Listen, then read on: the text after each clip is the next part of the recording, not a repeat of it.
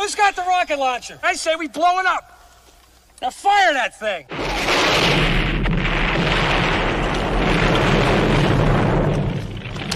For the city of sports, playing with a giant Nick. With my man S. Guard. That's him. You feel the vibe? That's me. We going live. That's us. That like button shared, you been subscribed. Stadium. That MetLife, Big Blue, home of the Braves. Yeah. That turnpike, you can see that's where the game's played. NFL one day, then it's the NBA. Madison Square Garden, that's where the Knicks play. This that NY Logan, no it don't get broken. Legalize, mean this shit smoking. I'm on topic, dropping another episode. The game winner, trade, maybe a field goal. Everybody right now doing the wave. You tune in, the show called TheMan-Cave. I see the chat, they always doing their thing. Big views, 85-inch screen. The game's on, you rushing, please, remain calm. You on the road and chill, to the watch along. The show's on, the host, you know it's S-God. It's no telling the panel filled with guest stars. You're now rocking with the voice, you know what it is. It's your boy J Boogie. You're now rocking with my man S-God. I support him to the fullest, you heard? My man Mike Blaze. This is Alter Production. What that mean, we about to alter everything that's playing. Tune in. My man S.G.O.D. Support the show. Subscribe, share it. Most importantly, hit that like button. Yo, what's good? What's good? Salute, man. Salute to the orange and blue skies. You already know what time it is, man. It's Talking Knicks tonight.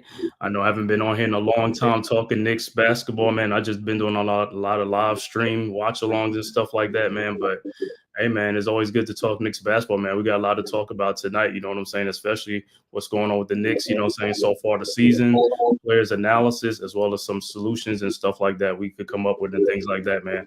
So I want to thank everybody for tapping in tonight, man, to the Man-Cave podcast, courtesy of the Aboriginal Sports Network, with my co-host tonight, man, my man D in the house. You know, he be on the streams with me all the time and stuff like that, and Knicks watch along, so you know how that go. And then also my man, Worldwide L, you know, I'm going to say my brother and stuff like that, you know what I'm saying? Always looking out, man, always supporting and stuff like that, you know what I'm saying?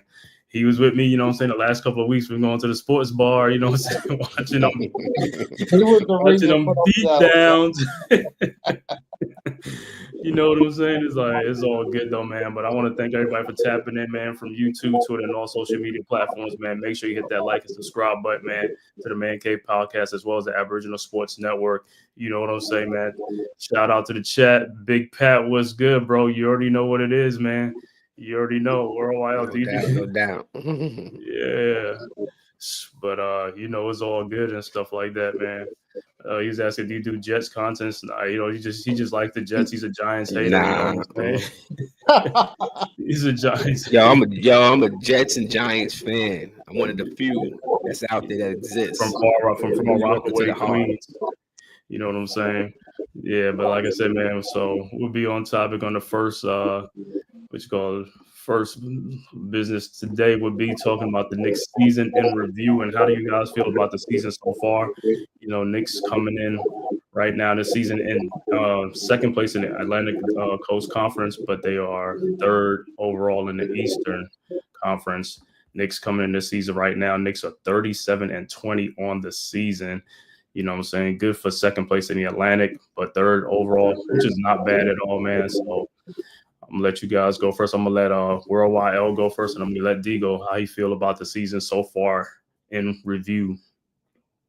You want my honest opinion, or you want a content creator's opinion? If you could do both, that'll be great. You know what I'm saying? If you could do both. No, I mean, my honest opinion is, this is the best Knicks team I ever saw. Period. I don't know how to put it all into words for y'all, but this team, as God, you know, I done told you before in the beginning of the season how I felt about the team. I'm not gonna say it now because people gonna be like, "Yo, you only saying it," you know what I mean? But right. I mean, when I watch this team, I don't expect too much from them. They just go out there and they play ball. I don't get too low, and I don't worry about the regular season. Everybody getting a gun hole about the regular season. Now all of a sudden the regular season matters, right? It matters because it's the Knicks. But any other team, anybody else, it doesn't matter for them, right? Nobody cares about the regular season, right? Because you know, at the end of the day, this is the playoffs, right? But all of a sudden now, this season, and being that it's the Knicks, everybody's so gung-ho in the regular season. Oh, we 0-7 against the top tier teams, right? But I think it was a couple of times where we was better, or we might have swept the team, and then came playoff time, and they sent us packing, you know. And the Hawks sent us packing. Indiana Pacers sent us packing. The Miami Heat sent us packing. So these are all teams that we was better. So it doesn't really matter. You know, the playoffs is the playoffs, and the regular season. But the overall season in review, I mean, I ain't got no problems. I ain't gonna tell you I no lie. I've been okay, you know. This is one of our better starts, right? I do expect them to do better. I do expect them to do better. You know, I do expect them to show a little bit more heart when they play against them big boys.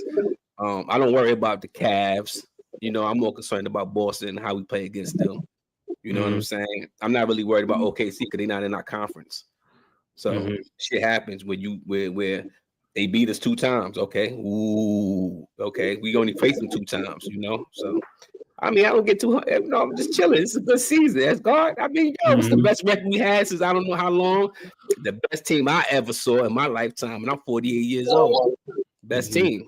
So you say better than the 90s team, not the 90s better team. Than the 90s team. Better than the 90s team. He's better. Than the 90s team. This team is the best team I ever saw. Period. With my own eyes. I wasn't privy enough to see Walt Clyde. My brother was and other people was, but I didn't see them. Patrick Ewing is my player. I saw them, and I knew how hard it was for them to work back then. And I know now that I know the game, and I could watch the game and watch how they play. We ain't stand a chance against some of them teams. You know, but this time I feel we stand a chance. So we'll see what happens. All right, D, how you feel about the season so far in review? Well, listen, I'm not gonna go with L on that. They match up with the '90s team, but I'll give you that. I think this season alone, after I did a real, thought about it. Listen, they've achieved a lot for a team just being assembled for the year.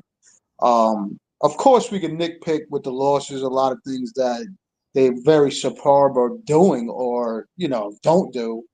For the most part, listen, the team has put themselves in a place right now. If they get their pieces back, meaning Mitchell Robinson, maybe that'll help a little more on the defensive end.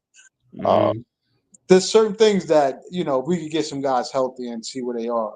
I think the season is not lost. I don't think beating Cleveland or losing to Cleveland twice or whatever. I think we can still beat them. We beat them already in the playoffs.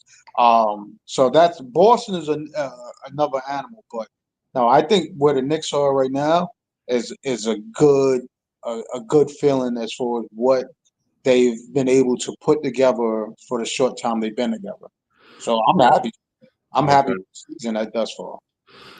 Yeah, my take on the season, like I said, so far the season to me, I mean, it's been a success so far, 37-20, you know what I'm saying? This is the best the Knicks have played in a long time. The only thing, like I said, with me, with the Knicks team is like, compared to those other teams, like Cleveland, OKC, Boston, those teams been together for years. You know what I'm saying? They've been together for 4 years. A lot of this Knicks team right now is not the same team that played last year in the playoffs. This is not the Knicks team from 3-4 years ago when they had RJ Barrett, Julius Randle, Mitchell Robinson, Quickly, all those guys. This is a totally new team, you know what I'm saying? So Brunson has been the only one, but Brunson is, like I said, he's been in about three years now. But like I said, Mikal Bridges, he only played half a season, you know what I'm saying, this season. Also, what's that? Karl Anthony Towns. They just got here this year, you know what I'm saying? So it's like I'm like starting over again, man. It's like a lot of these guys are gone now, and then you look at the bench. A lot of the guys from the bench, they just got here too. Like Cameron Payne, Landry Shamet. You know what I'm saying? Those are new players. They haven't been here for years. Only Precious Achiuwa was here last year with OG Anunoby. He came in a trade. You know what I'm saying? He came in a trade. So hey, that's what I said. What they've been able to accomplish has been good so far. Yeah, against the good teams, the competition, they have lost to the top competition, but those guys have been together for years. You know what I'm saying? It's not like those guys, like this is their first year playing. You know what I'm saying? If this was their first year playing and Knicks losing them, like, okay. But like I said, you know what I'm saying? They just, all I see, like I said, against those guys, like I said, just play a lot better, you know what I'm saying, as far as like the energy level, you know what I'm saying, get back on D, play some defense and things like that.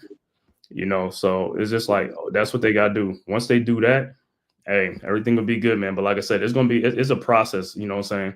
I know everybody want a microwave age where it'd be like, well, the Knicks are supposed to be a championship. We're supposed to be a championship team. This is not the same players from last year. This ain't Julius Randle. This ain't, like I said, OG Anunoby's out of playoffs. Mitchell Robinson didn't play in the playoffs and stuff like that. A lot of guys is going. You look at the Knicks, a lot. There's only like about 3 players left from like the team that was here like 3 years ago. It's only like Deuce Brunson, and Brunson, like I said, he wasn't here like 4 years ago. You know what I'm saying? So it's like a totally new team, like you said, they put together. So the Knicks have went from a gritty team, a blue collar team, now to a more finesse team, and that's what the problem is. But in essence, when you start a team like this, you see what you have, then you can start tweaking it and doing things to make them even better. So this is not a finished product, and everybody, it's not a finished product. Those other teams, Cleveland, Boston, OKC, those are finished products. Those teams, they have their core players there for some years. This Knicks team, these guys are not, like I said, Brunson is the only one who had been here for about 3 years. Like I said, Cat and Bridges just got here this year. OG Anunoby got here last year. So it's not a finished product. They just going to see what they're going to have, who can mesh with what.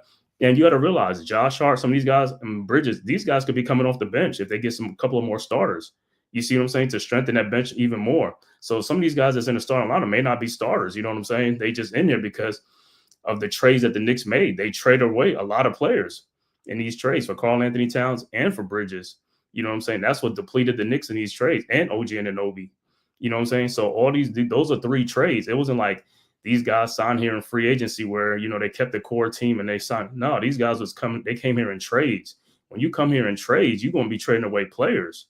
You know what I'm saying? So now you got to work with new pieces, and then you got to find some guys off the scrap heap, you know what I'm saying, to make it work off the bench. And that's why the bench is weak, because like I said, these guys are not, you know what I'm saying? So yeah, in the offseason, like I said, yeah, I ain't expecting Knicks to win a championship this season. Now, last year, the way we was playing, the way we made almost to the final, close to the Eastern Conference Finals, if they'd run it back with those same guys, I'd have felt a lot better because I was more comfortable with those guys. You know what I'm saying? The way they were playing. But then when the season started, before the season started, they made the trades. You know what I'm saying? They was like, oh, these guys are gone. You know what I'm saying? They got rid of, you know what I'm saying? Towns came in, Bridges came in. So there's a whole new set of guys you got to learn how to work with. You got to learn their tendencies and stuff like that. And like I said, so far, man, the season has been a success. The only down thing about it has just been some of the losses and stuff like that. Yeah, we would like to beat Detroit. Yeah, we would like to beat these other teams and stuff like that. But that's just the team itself got to pick themselves up. Like I said, play with a little bit more energy, a little bit more urgency, and play with a little bit more, more motor. And yes, are the Knicks a little bit small in size? A little bit, you know what I'm saying? But when Mitchell comes back, then we're going to have a big front line. You know what I'm saying? Because Mitchell will be he ain't going to start right away. You know what I'm saying? He's going to come in and, a little bit off the bench, you know what I'm saying? But then when him and Karl-Anthony Towns in that lineup, that's a big lineup, now, and that's another rebounder, you know what I'm saying, to add with Towns. Then you can move OG Anunoby back to the 3, Mikal to the 2, and then, Brunson will be at the 1. That's a bigger lineup right there. So it's all in all, right now, Karl-Anthony Towns playing the 5. Can he play the 5? Yeah, he can play the 5, but he's more suited to me for the 4. You know what I'm saying? Like he was playing with, with Rudy Gobert and stuff like that. And yes, a lot of the big guys, AD, Anthony Davis, he don't want to play the 5. He want to play the 4 too. You know what I'm saying? Them guys are like, they don't want to take that pounding at the center position, even though it's not more of a physical game nowadays, but still, they'd rather be at the 4 spot. So yeah, it's working out great for the Knicks. Like I said, Mitchell coming back at a good time right now. Got about 20-something games left in the season before you get to the playoffs. I'd rather him get the rust off of him right now, these last 20 games of the season before the playoffs, so that way he'll be ready for that. And some guys, they could say like, oh, these guys, the other teams are big. It's like, yeah, well, Mitchell Robinson, when he's healthy, and that's a key word, when he's healthy, he is a physical player in the post, and guys can't handle him. Like I said, Mitchell Robinson alone, he took care of Evan Mobley and Jared Allen against the Cavs. He made them guys like so small because he's so physical and stuff like that, blocking shots, grabbing rebounds and stuff like that. And with him back, we're gonna get more offensive rebounds because that's what Mitch gives us, more offensive rebounds. That's what we need, more offensive rebounds. And like I said, and if these other guys step up, like I said, but we'll go on to that in the player analysis. But so far, next season review, like I said, I'm a little bit surprised. Like I said, I thought it was going to be like, have some little, learning curves, which they still do, you know what I'm saying? But like I said, 37-20, I can't argue, you know what I'm saying? coming into the season, we were one of the top 3 teams because of the trades that we made. You know what I'm saying? But like I said, every time, you know, it's a new team, like it's basically a new team. So these guys are still trying to gel and still trying to do things and try to mesh and things like that. Whereas these other teams, they got a 3-4 year head start on us with their guys. They already got their guys for years and all that stuff. So I'm not worried about it. Like I said, if this was year 3 or 4, like I talked to L, and he was like, if this was year 3 or 4, I would be worried, you know what I'm saying? But I'm not worried right now because this is only the first year of these guys playing together. It's not even a year yet. They playing together. And just like I said, people going to say like, well, it's like this. Did Donovan Mitchell win a championship in his first year with the Cavs? No. I mean, did Shai Gilgeous, has he won a championship with OKC? No. He's a great player, but they haven't won in their first year with the team. So I don't know why they put it like on the Knicks, like, you got to win a championship this year with new players. You know what I'm saying? It's like, this is not the same team from 2 years ago, 3 years ago. You know what I'm saying? That team was more blue collar. That team was, like I said, they was a physical team. They was giving teams fits. You know what I'm saying? Whereas this team is more a little bit softer. But like I said, you know, you're going to get Mitchell Robinson back, you know what I'm saying, to add some more size to that front line and stuff like that. And he's just got to stay healthy. You know, Karl Anthony Towns a little banged up, but you know how it goes. But all in all, man, I'm good with it, man. I'm good with the Knicks season right now, like I said. I ain't got no complaints, Asgard. My thing, the Knicks is where we thought they would be. At least I thought they would be. You know what I mean? And you know, cats don't want to give other teams their props. Like no one knew that Cleveland was going to be what Cleveland was going to be. You know what I mean? No one knew they was going to be there. So you didn't take that into consideration.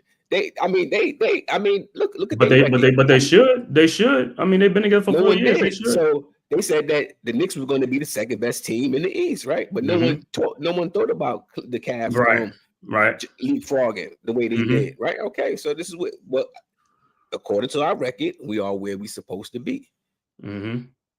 I mean, I didn't think anything other than where we was going to be. You know, the team, I mean, they're going through the ups and downs. I thought it'd probably be a little bit more struggle than what we see. You know what I mean? I didn't think that we'd get off to the kind of start that we did, even though we hit a bump in the middle of the road. But I mean, overall, I mean, this team, I mean, listen, the record tells you they doing all kind of records. They breaking all kind of records. They getting busy. You know what I mean? I think they the top 3 team in offense. I mean, listen. Yeah, we know the offensive side. The offensive side ain't the problem. Yeah, we know that. It's just the defensive side. Shit happens. You know what I mean? I want them to play. I want them to play better. You know, I'm not worried about the Cavs. I'm not worried about them. You know what I mean? My thing is Boston. My thing is the reason why. See, people think that us getting Mitch back is like, they dependent on Mitch. No one is dependent on Mitch. It adds to our depth. You know what I mean? Him coming back adds to the depth. Him coming back, meaning we don't got to look at Karl Anthony Towns defend the pick and roll the way he defends the pick and roll. We don't got to look at that shit no more. You understand what I'm saying? No knock the cat, but we ain't got to look at that shit no more. We ain't got to look at you slide to the wrong person every time they run a pick and roll. And then leaving Porzingis and all the bigs open to hit the 3, right? So that's what Mitch brings when he comes back. He adds depth to a team that's kind of, you know, lacking a little depth, you know. So, and then it gives Tibbs the option to play around with the lineup, you know. Yeah, the thing with Mitch and Karl Anthony Towns, they still gonna do pick and rolls, especially if, you know, they know that's a weakness on you. They're gonna go to Towns. Mitchell Robinson ain't gonna do too much pick and roll unless they just trying to bring him away from the basket. That's when they try to get him to move him away. You know what I'm saying? That's the only way to move him away. So, you know, do a pick and roll that way. But if he stays back there, then I mean, our defensive anchor is great. Karl Anthony Towns, all you got to do, like I said, on those pick and rolls, and I'll be watching him play on the pick and rolls, he just stays too far back. He got to come up. That's his problem. If he comes up, then, you know, he can make it harder for the guy who come around the screen, and that's what he got to work on, and stuff like that. You know what I'm saying? But if Mitch is back there, then he could catch those, But at the same time, like I said, even with Towns and Mitchell Robinson, you don't want those guys overworking themselves. That's why, you know, our perimeter defense got to be much better with Bridges and Anunoby. They got to step up their defensive play because they really haven't played good defense this season. That I think, and that's the problem. If they play much better defense, but like I said, that could happen if Mitch comes in and they slide back to their natural position, and we'll see what happens. Because like I said, because if they could stop that perimeter penetration and all that stuff, yeah, man, we good, man. If they can stop that, we good. You know what I'm saying? So, go ahead, D. The only weakness I think on a defensive end would mainly be Brunson, and if we play Towns against Mobley, that's a major defensive weakness on that end because he cannot cover Mobley out on the open floor. He would have to play Jared out. Outside of that, I think he could do well. That's what I said. Once getting Mitch back, like you said, that gives him more room to play with the lineup to see how those two. Because you got to think with Mitch as a rebounder, Towns as a rebounder, Hart as a rebounder. Forget about it. That's adding to offensive boards. You know what I mean? How we lose out on those extra boards we should be getting for those shots. Listen, I think we got something coming that we should just wait and see. I'm not saying he's going to be the savior. I just think he gives another boost to the team that is definitely will be needed. Right. And that's another thing too. Like I said, part of defense is rebounding that people don't take into account. Rebounding is part of defense is extremely important. The more rebounds you get, the less opportunity the other team has to score and give them second chance opportunities. That gets you in more foul troubles because now you have to defend more longer and stuff like that. That's why I keep saying it's imperative that these other guys step up and get more rebounds. It can't just be Hart and Towns getting rebounds. And that's why the Knicks was so strong like 3 years ago, because you had Mitchell Robinson rebounding, Julius Randle rebounding, and RJ Barrett rebounding like a mug for his guard side. RJ Barrett there for like 6, 7, 8 rebounds a game by himself. You know what I'm saying? And other people is even helping out getting rebounds too. You know what I'm saying? So that's why the Knicks was getting a lot of, defensive thing. They were getting one and done because, like I said, they was helping out rebounding. This season, if you look on it, if Towns don't get the rebound, or Hart don't get the rebound, yeah, well, what we're going to see? A team with 3-4 chances, 3-4 opportunities. And what's going to happen? You're going to score points. And that's why, like I said, you seen a lot of 130-point games. You know what I'm saying? If you're not going to get offensive rebounds or get defensive rebounds, a team's going to score a lot of points. So, like I said, that'll shore up. If you could get those rebounds, like I said, and that's a position that we're weak at right now is the forward position with OG and as far as the rebounding part. That's the part that's weakening. And them guys was playing much stronger, rebounding and playing much stronger defense. It'll be much different. So they got to step their game up. Like I said, that's all they got to do, step their game up on the defensive end, because basically that's what they're known for, right? Playing defense. And like I said, defense is rebounding, is getting deflections, getting steals, making some stops, stopping penetration, and slowing down the other team's top wing players. So, that comes in time. Like I said, hopefully when Mitch comes back, like these guys can slide that to their natural position, and we're going to see what happens, man. So, but like I said, so far, like I said, season in review, like I said, man, I'm good with it. Like I said, I mean, if the Knicks could be 28 and 28, then it'd be like, man, it'd be 500. Right now, they 17 games above 500. So that's a great thing. And this is the best that we've been record-wise, I think in a while. This is the best 37-20, record-wise. Better than the 90s. Yeah, but you said the 90s team was more parity in the league back then, though. It was so many parity and defensive teams. I just feel, I mean, I watched that team, and I could compare that team, I could compare it now, with the how I look at the game. And we worked hard. Part of the reason why we worked so hard because we wasn't that talented. And mind you, of the team of last year, so we had to work extra hard because we wasn't that talented. This team is talented. It's talented. And it really is. They just got to work Brunson harder. is the best I've seen. Brunson is the best point guard I've seen. So, I mean, the best point guard we've had in a long time, though. You know what I'm saying? Which helps it out a lot. You know what I'm saying? Correct. So, and he makes everybody better. Nah. He's the best point guard since Steph, and since Marbury. Yeah, since the early the 2000s and stuff like that. Yeah, since Marbury, I mean, since then we haven't had a real. Charles wasn't that bad. He just was head case. Yeah, but Charles was back then. That was with Houston and them. That was in the 90s.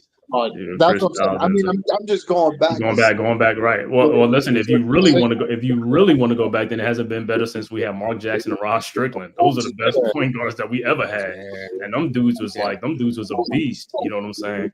And since them guys left the team, it's been a point guard cemetery for like 20 years or something like that, man. Right. I mean, Marbury was good, but if you pick Brunson on that team and put Marbury on this team, would this team be the same team that it is right now? You said what? I don't know. They was just different players. See, Marbury, it's two different eras too. You know what I mean? Like sometimes people always don't think that the eras play a major difference in how the game is played now. You know what I mean? Brunson plays good in this era. He plays good in the Tibbs offense. That's what I could Mhm. see. I just think they with looking at how OG and Mikel, they don't get rebounds because I'm like, yo, is Tibbs just have those dudes sitting in the corners? But still, that it They doesn't do. help. They still don't get defensive rebounds either. Nah, that's on them because, like I said, You know what RJ I Barrow's mean? Like, Barrow's getting rebounds and stuff. So yeah, that's on the players themselves. Because I've seen a lot of I watch games when they're not going for the ball. That's the problem. You got to go for the ball. It's not going to just land in your hand. Yeah, you know I what yeah, Brunson is I good. don't like. Okay, Mhm. good. D. You said No. I'm just saying Brunson's a good point guard. I just think sometimes he could take himself out of being a true point guard by not really running the team like he's supposed to versus just trying to score. Because if he get those guys up and running, yo, I think the Knicks would put up more points and it'd be more effective in scoring for everybody if he pushed the ball more and harder. hmm Well, that's what it breaks into. We go into the players analysis. So the first player we're gonna go is like Karl Anthony Towns. What is your analysis on Karl Anthony Towns this season? I'll go with Demi first and then go worldwide. Karl Look, Anthony Towns. I like what Towns is how he's playing. I think in some scenarios he should be more playing in a post. And again, I don't know how Tibbs' offense runs where he's doing a high pick and rolls with Brunson. Again, that's taken away from matchups that we should be winning. He could help us a lot more winning or beating guys in the post and shooting three. Mismatches. Yo, we gotta exploit those, especially when Tatum is playing you. Yo, you gotta take that matchup all day to try to get fouls on that dude to get him out the game. That's working to the benefit of us. If they start working smarter pieces to winning the games, maybe it'll be a different outcome. Mm-hmm. So that's what I could take on Towns. Like, yo, play hard nosed back. Nevertheless, I mean, again, I don't know if he's suffering from that knee injury. That's why his defense is really lousy. But again, he's bringing what he can as far as rebounding and scoring. And It's just and also how you like to trade with Towns and Brando. That was a good trade. Was that an upgrade? How do you feel about that? no. Listen, of course, I wasn't happy because I wanted to have them run it back with a healthy Randall. But I could take Towns and said that was the best deal that the Knicks should have made, knowing that Mitchell Robinson wasn't going to be ready for the season. I'll take Right. that all day because he definitely has helped propel the Knicks to be where they are. Without Mm-hmm. him, no, we wouldn't be there. We wouldn't Right. be where we are. So he's a major piece that we put on the roster that has propelled the Knicks to be at the record they are and how they're playing. He's a Okay. major piece. All right, L. He made me feel more and more comfortable with that trade every time I watch him play. I ain't gonna tell you no lie. I was one. My thoughts on the trade was we gave up too much, right? I always felt like it was a Randall for him straight up was a good deal. I felt like giving up Dante was just too much. You know what I'm saying? And that's just how I felt. So I didn't like the trade. It wasn't so much of Cat for Randall, but just it should have been that. If that was the case, it should have been straight up. But the more I watch him, the more I appreciate what he could do, what he brings to the game, and the more how dominant he is. I don't feel like at times they lock him out the offense, right? Mm-hmm. And we see that at times when I think it was I forgot what game it was. He was going off, and then all of a sudden, the fourth quarter, he should have ended up with 50 that game. And I think he ended up with like 42 or 46 or something like that because he knew the Bulls game. I know the Bulls game. I'm not sure. It wasn't an overtime game. It wasn't an overtime game. It was before the break. It was before the break.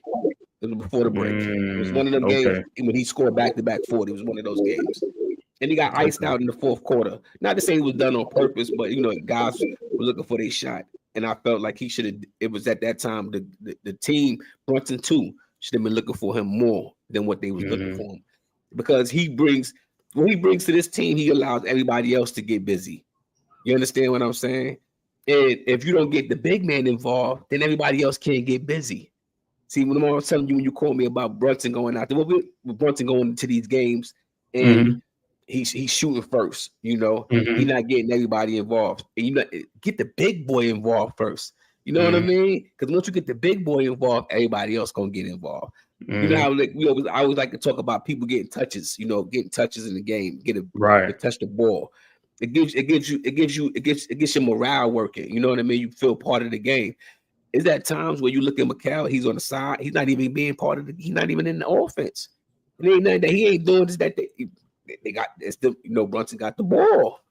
You know what I mean? I mean, he's still active, he's still cutting towards the basket, but the morale be off when cats don't touch the ball. When all them cats is touching the ball, that's when the Knicks has ended up with 30 plus assists.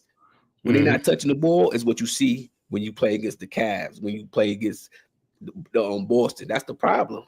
Ain't that we can't compete with them, and just that we forget how to play when we play against them teams. Go to the big man, go to my man, the big purr, not the bodega, the big purr. You said the cat, huh? The big cat. Well, listen, if he moved like a cat, we would win a lot more games. the big purr. Right. No, well, I'm gonna just say like this. I mean, because I talked to D. I even talked to you on the season stuff when they made that trade. I'm like, man, what are the Knicks doing, man? I'm like, Randall's like like a physical player. Towns is more of like a softer player, man. Because that's how you think about it like that. It's like, but not knowing that behind the scenes that Mitchell Robinson was gonna be ready for the season, because I thought he got hurt in the playoffs. I'm like, oh, he had surgery. Oh, he gonna be back. You know what I'm saying? He gonna start the season. We're gonna run it back with these guys and all that stuff. We're gonna run it back, and that didn't happen because, like I said, behind the scenes they knew Mitchell was going to be ready for the season. So and Hartenstein left in free agency. So that was another big thing. Once Hartenstein left in free agency, they was like, look, we have to make a trade. We got to get Karl-Anthony Towns because Randall's not going to be the 5, even though you heard about Randall playing possibly the 5 at times and stuff like that. But the Knicks knew it. Then it was like they needed a 5. You know what I'm saying? Now, if Hartenstein would have stayed, then I don't know if the Towns trade would have been made. But if Hartenstein would have stayed, I don't think the Towns trade would have been made. You know what I'm saying? So that was another thing. Once Hartenstein left in free agency, Mitchell Robinson was going to be out for a while, and they had really no center on the roster but Jericho Sims, who they're not going to trust. You know what I'm saying? So they made that trade, and like I said, I wasn't too thrilled with it, especially giving up Randall and DiVincenzo, because I knew, I was just like, man, that's a lot. Every time we make these trades, we keep giving up more and more pieces. It's like it's going to add. I mean, we don't have no depth. You know what I'm saying? We're going to have about a starting unit with no depth, you know what I'm saying? Because we trading like 3-4 guys, in these trades, and we only getting back 1 player or 2 players, depending on what it is, you know what I'm saying? So, but ever since the trade been made, man, I was like, yo, I mean, watching Karl-Anthony Towns play in New York now, I was like, hey, we always said Randall was a double machine. It's like, yo, but Karl-Anthony Towns is even a bigger double machine he does that stuff in his sleep. So it's just like, wow, man. It's like, I didn't even think about it like, you know what I'm saying? Because we know Randall's like, he's a double machine. But if he got to be anybody to be traded for, it would be Karl-Anthony Towns. And, like I said, he is from the area. Like I said, he got that soft labels, but we'll see in the playoffs and stuff like that, man. But so far, like I said, I've enjoyed Karl-Anthony Towns. Like I said, as far as his shooting, that's another dimension he brings as a 3-point shooter, spaces the floor. You know what I'm saying? He can bring the big man out from down in the post. So they got to play on the perimeter and stuff like that. He could drive to the basket. He could score on all 3 levels. He's a great free throw shooter. The only one knock on him, like I said, is the defensive part, like the rim protection and stuff like that. Yeah, he don't get too many rim protection, and he's not good on pick and roll defenses and stuff like that. You don't know that until you see the player on your team, because when he's on Minnesota, I really didn't pick up on it, you know what I'm saying, because he wasn't on my team. But when he comes on your team, then you look and be like, whoa. And the pick and roll defense, like I said, man, it's not the hardest defense. It's like all you got to do is just like come up. You know what I'm saying? He just stays so far back. It's like, bro, you can't play defense like that. It's like you have to come up and make that guy who coming off the screen, make him work harder to even throw a pass or anything. Or you got to hedge. You know what I'm saying, to make it that much harder, for the player to move. You know what I'm saying? But if he could, like, you know what I'm saying, like improve his pick and roll defense, that's even better, because the rebounding part is crazy, man. This dude getting like 18 rebounds, 19, 20 rebounds, 17. I mean, he's a rebound machine that You know what I'm saying? And he was like that early in his career, but then when Rudy Gobert got there, he was getting less rebounds, but he was still averaging 9 to 10 rebounds. You know what I'm saying? But Gobert was getting the rebounds too. So, when Mitch come back, now you're going to have 2 rebounders in there. So, like I said, that's more second chance points for us. And that's going to be like a third rebounder in the starting lineup. You know what I'm saying? But, again, if Mitch comes in the starting lineup, maybe Josh might go to the bench. I don't know who's going to let Mikal go to the bench. I don't know. You know what I'm saying? But, yeah, we need rebounders, man. Guys got to rebound, like I said. And rebounding is not hard. All it is hustle and determination. That's all it is. Hustle and determination if you want it. You ain't got to do too much. Box out, go get the ball. You know what I'm saying? Anticipate, go get the ball. And if they could do that, like I said, if they could do that, we'll be that much better. But as far as Karl-Anthony Towns, like I said, man, hey, at first I wasn't good with the trade, but now I'm good. I'm great with the trade. You know what I'm saying? Because at the end of the day, he's here and he's a bigger player than Randall. He's 6'11", 7 foot. You know what I'm saying? Like I said, he's an inside out player. He's a double machine.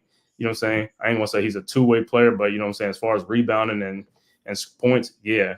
Now, can he work more on his shot blocking and pick and roll defense? Yeah.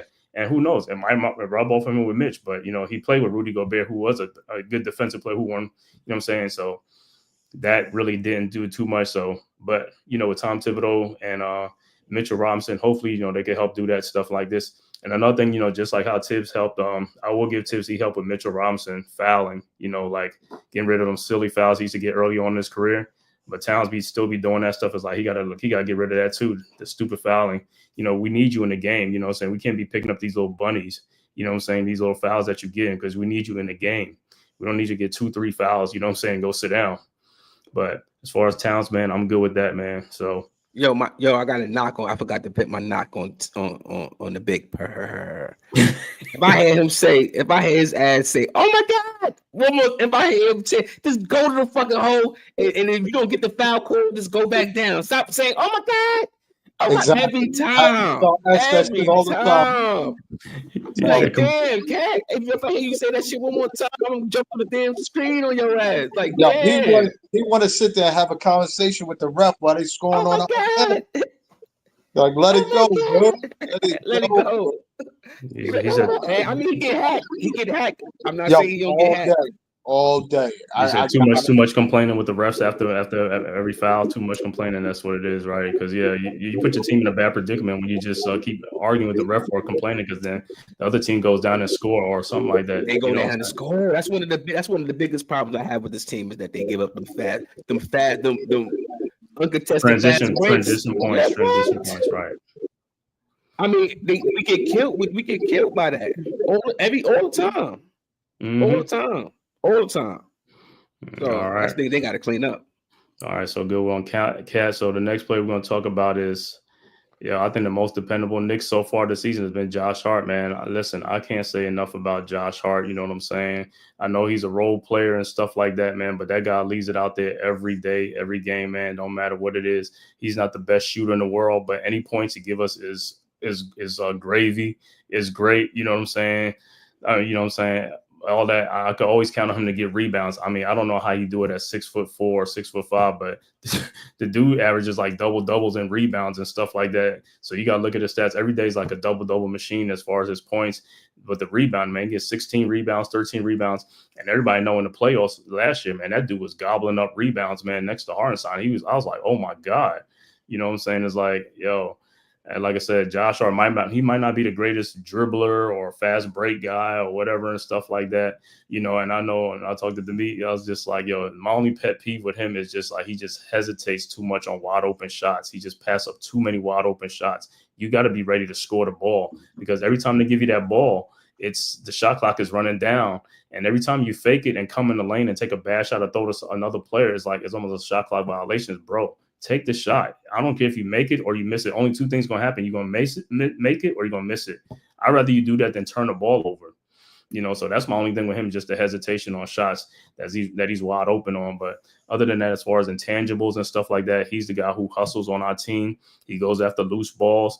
A rebound is like, he's going to go track it down or something like that, because he knows possession counts. And that's how he plays. Like, man, he's a dog. I give it to him. He's a dog. Josh Hart is a dog.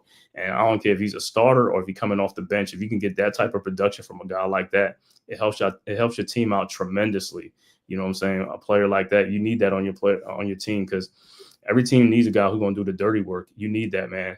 So with Josh Hart, like I said, man, I mean, he's not the best, what you call a guy, like I said, but you need him on your team. He's a glue guy. That's why I call him a glue guy. He could do it all. You know what I'm saying? I mean, if you need him to play small shooting guard, small forward, or whatever, even power forward sometimes, depending on what it is, he's a strong player for his size. You know, he's not one of those guys, and he gives you effort on defense. He's not one of those guys that's like real soft on defense. He's one of the dogs on defense that really players like, you know, they got to, you know, come with their A game against Josh Hart. He's going to play you, you know what I'm saying? He's a dog. So I've been real happy with Josh Hart. Like I said, that's my only gripe on Josh Hart. But other than that, man, he's been, to me, the unsung hero next to, you know, like Towns and Brunson. You know what I'm saying? Those guys, you know, game in and game out. And, you know, when he doesn't play, you know what happens with our rebounds, man. You know what I'm saying? So I'm good with Josh Hart. So I'm going to let D go. What you got on Josh Hart, man?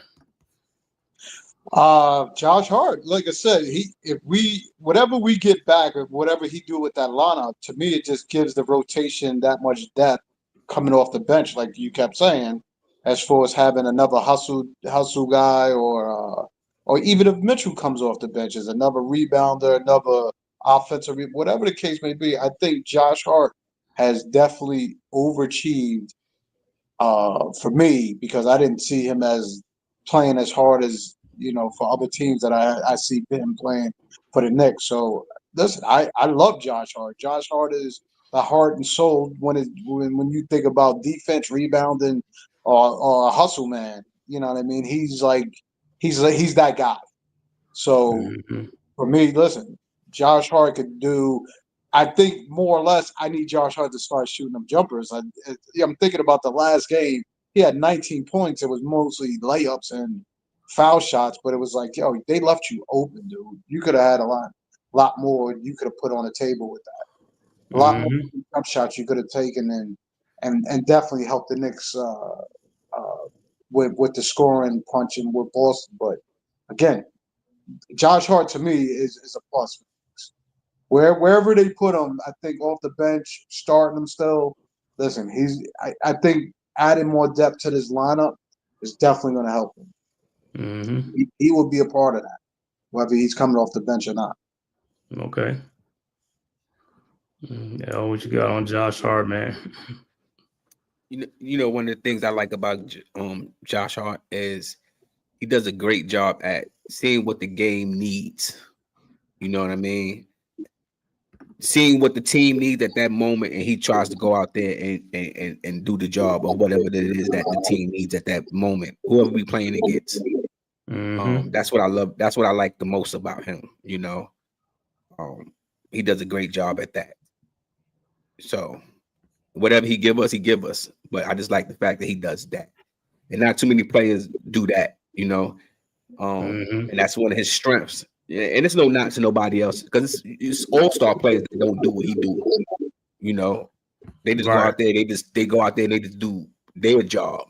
He go out there and do his job, your job, D job, my job. You know what I mean? Right. So that's the thing I like about him. He sees what the game needs and he tries to put his stamp on the game, whether it's rebounding, scoring, assists.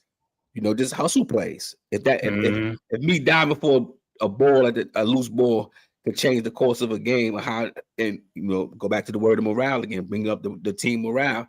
Now I'm going to do it. So he does it. So, you know, good job. You know, other than that, I ain't really got nothing to say about Josh Hart. You know, he's a role player. You know. Cool. Well, next up, man, we're going to go to Mr. OG Anunoby in the trade from the Raptors last year for RJ Barrett and Emmanuel quickly. Like I said, last year he came in, man, and helped turn the Knicks around from that point on. You know what I'm saying? Early on with Randall and all that stuff, man. I think the Knicks at one point was like 16-2 or something like that, 15-3, something like that when he first came, man. It was like, yo, he just fit in seamlessly last year with that team. Another, you know, that was a rugged team last year, you know what I'm saying? So he fit in seamlessly with them guys.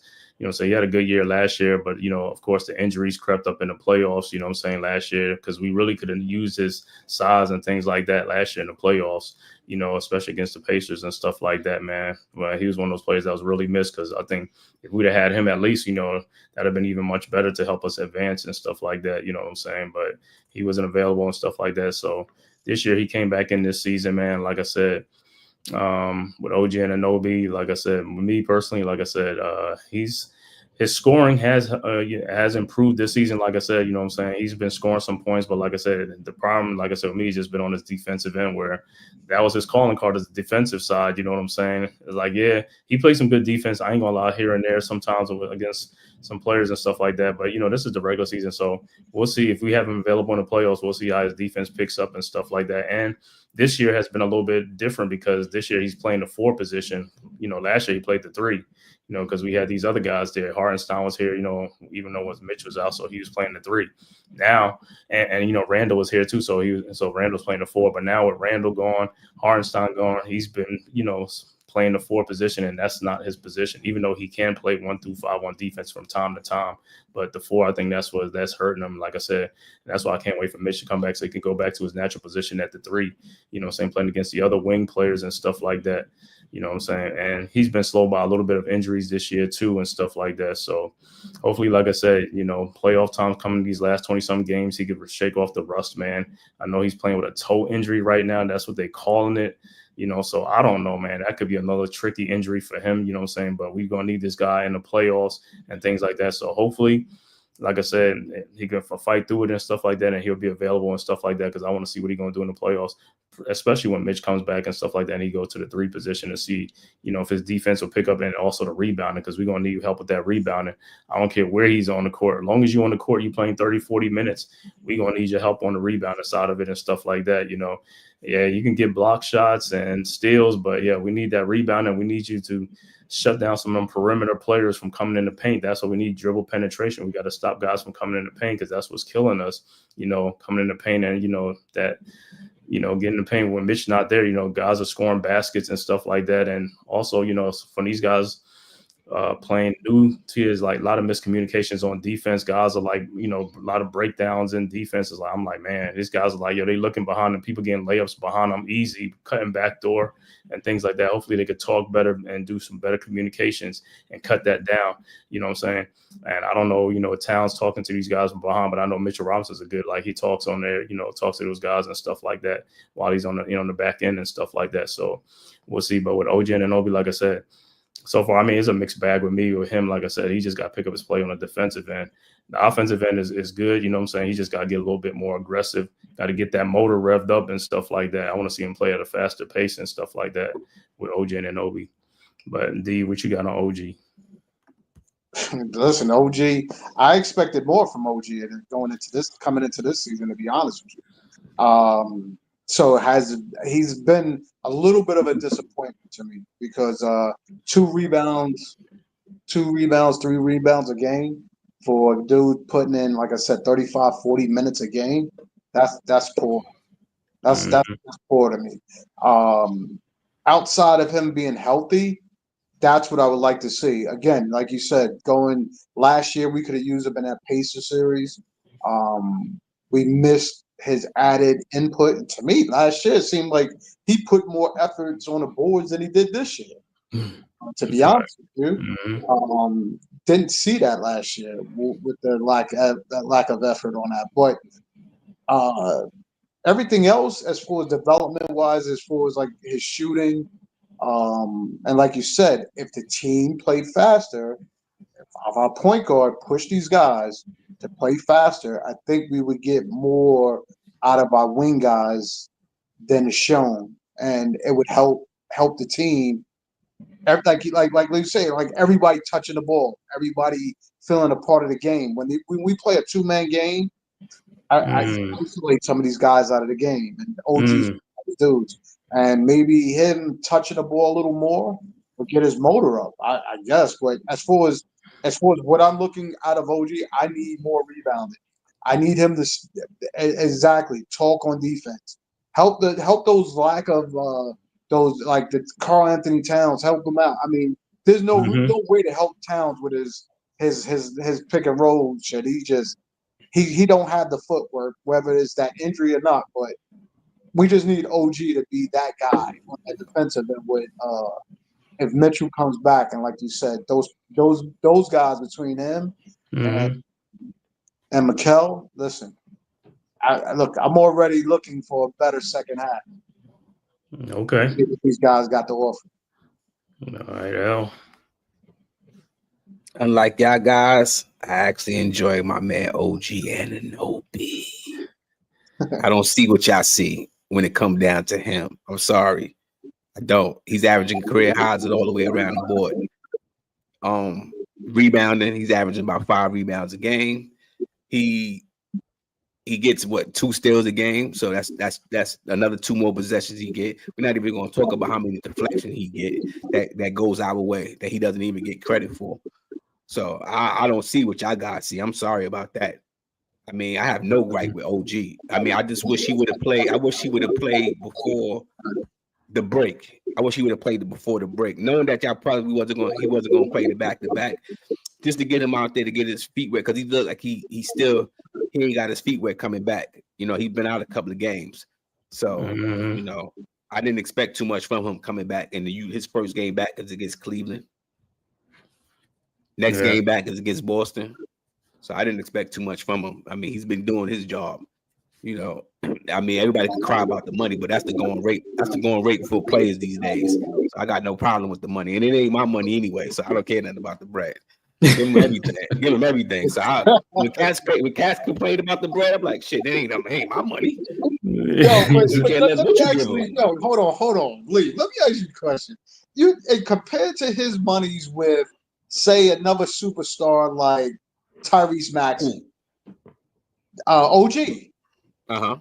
You think they should be getting paid the same amount of money? No, it depends on what Maxey does for his team. See, we're paying OG to do something what we paying him for. See, Maxey's getting paid to do whatever the Philadelphia 76ers need him to do. See what I'm saying? Paul George got money for them to do what he does for them. He got more money than OG Anunoby, didn't he? So who would you rather have? And our Knicks fans was crying for Paul George last year. They wanted Paul George. Why we signed OG? Why we didn't sign Paul George? That's the reason why we didn't sign Paul George. So who would you take, Paul George or OG? I'm taking OG. Right now, you're right. I would take OG all day. He's a younger player, and hopefully we could get him healthy to stay healthy. Yeah, he could do more for us. I mean, and always look at it with this also too with OG. He has a tradable contract because a lot of players make the same amount of money that he makes. So let me ask you a question. With OG Anunoby, he said he's done what he's supposed to do. So do you have confidence in him like shutting down like a Jason Tatum in the playoffs, or a Jaylen Brown in the playoffs, or a Donovan Mitchell in the playoffs? No player in the league could shut down another player. That's why I don't understand when cats say that. It's always going to be a team effort. You just try to contain a player. You can never shut down another player. It's 1-on-1. It's not. They play man-to-man defense. That's why the scoring. That's why cats average what they average. It's man-to-man defense. So let's go out there, and it's going to take a team effort to do whatever they do. And Boston ain't Tatum ain't shutting nobody down. Brown ain't shutting nobody down, but they'll shut you down together as a collective group. That's the thing, as a collective group. Well, see, the thing about it is when the player's labeled as a defensive player, that's what it comes from. Not an offensive player, like a guy who's a defensive player. They'd be like, yo, that's what they brought him here down to slow down, not to shut them down completely, but slow them down. You know what I'm saying? If they're gonna be scoring 35 and 36 points, that's not slowing somebody down. Now, if they scoring like 15 points or 16 points, yeah. You know what I'm saying? Of course, you're not gonna. They're using the rest of them cats. What they say about them cats? What they say about when Brunson does that to them cats? That's supposed to be defensive wizards. What they say about them? Oh, all of a sudden now when they play against Brunson, they not good defensive players anymore. So I don't look at it that way. No. We talking about like, yeah, in a game situation, yeah, one game situation, you ain't gonna stop. But we talking about in a playoff, in a series. That's what we're gonna see in a series. If you can slow the play down in a series, because that's why you're playing like 5, 6, 7 times against the play. One game, yeah, I mean, it happens. It's an anomaly. You know what I'm saying? It's like he might go off, other person might not. But in a series, if a player, you can't have a player averaging 35 points or something in a whole series though. If you're the primary defender or something like that. Yeah, if it's pick and roll defense, yeah, that's a little different because now you're gonna get what you call on the pick and roll, you're gonna get off the guy. But if it's just you straight on the guy without no pick and roll defense, you're supposed to be able to slow him down, play good defense, and contest the shot. Listen, as long as you play good defense and contest the shots, I'm good. But if he's getting like cooked or something like that, you can tell somebody's getting cooked. You know what I'm saying? When you be like, oh man, you don't see that too often. You don't see that too often. You can't say that You can't knock him for saying he can't shut nobody down. You want to see him shut somebody down, and then you give credit to the pick and roll at the same time, saying, all right, if they do the pick and roll, then he's not on the thing anymore. So you can't use that together and say if they use the pick and roll, then you can't knock his defense. Then if they're going, because that's what this game is about. They're going to free them players up somehow, some way. That's what they do. We free up Brunson. That's what happens. So OG may start on Tatum, but he might end up on Porzingis. And then you don't look at that possession when he's on Porzingis and he takes Porzingis out the game for that one possession that he may have guarded Porzingis and took him out of that possession right then and there. So, see what I'm saying? You're looking at the overall total score of what a player get. You can't look at the overall total of what a player get. He ended up with 35. OG might not even been on him for, and then you got to look at how many times OG had guarded him and what his shooting percentage and his numbers was when OG was guarding him for that time being. You can't look at what the player gave up. Right, but when the player's out of the game, little Jews, baby. Listen, but when the player gets out, when the player gets out in the game, they got to put their best defender on them to try to slow him down, right? That's what they do. They got to put him on over there. But like I said, again, what is OG? I'm just not using as an example. He's getting paid for what? To play defense. That's what he was brought here to play defense, right? That's his calling card. That's what he's getting paid for, right? To play defense, not for offense. He was brought here for defense, not for offense. For defense, that's what he's getting paid for. Is that not true? That's why they paid him, right? I mean, he hasn't been playing defense. He hasn't been playing defense. No. Even his defensive stats say he's been playing. He's a good defender this season. So yeah, even the stats. But listen, that's what the stats say. That's not what my eyeball see. I'm not seeing that with him and Bridges, though. I'm not seeing. That's why I said I want you to do is look at when they set them screens. See, part of the problem with the Knicks is the point of attack, right? So if you don't have somebody to defend the point of attack, and he's not that kind of player, and no, it's Bridges. But when you put out McBride out there, he's a point of attack player. He's a guard that can stay with you when you're coming up the court, right? He could stay with you. He's got the speed. So that's how it determines how our game goes, right? And when I explain this to you, we don't play against too many pick and roll teams, right? Denver being one, but somehow, some way, it's mental with him and Cat. So Cat know that he can defend them because I just bust your ass in the playoffs. Same shit I say about Brunson and Spider. I don't worry about that because it becomes mental in the playoffs. It's all about mental in the playoffs. Everything is mental. You know what I mean? You're trying to figure out how I'm going to outsmart this team, right? So Donovan Mitchell goes back to the time where Brunson sent his ass home. Now he didn't send him home that year. He sent him home the next year. You know what I mean? So that's always plays a major part when you're going in the play. The playoffs is a different beast. Listen, that's what we're going to see. That's why the playoffs, that's why we can't wait for them games to come. Because like I said, that's when you're going to see. Yeah, during the regular season, it's a one-game thing. Yeah, we understand that. But during the playoffs, that's when you're really going to get to see if this is going to happen or it can't happen or you got to, you know what I'm saying? Because that's when, if you can slow a player down, like I said, you're not going to shut somebody down completely like the whole. You can slow down. As long as you can slow them down to a minimum point, that's all we're asking for as a defensive. If you're a good defensive player, you know what I'm saying? Compared to like if you're a weak defensive player now, it's like, there ain't no hope. You know what I'm saying? But yeah, so we got the analysis on OG and Anunoby. So what is the analysis now for Mikal Bridges? And I'll let you go first, L, on Mikal Bridges. My analysis on Mikal Bridges. Well, first of all, it ain't his fault that he got the 5 draft picks. He got traded for 5. Leave that alone.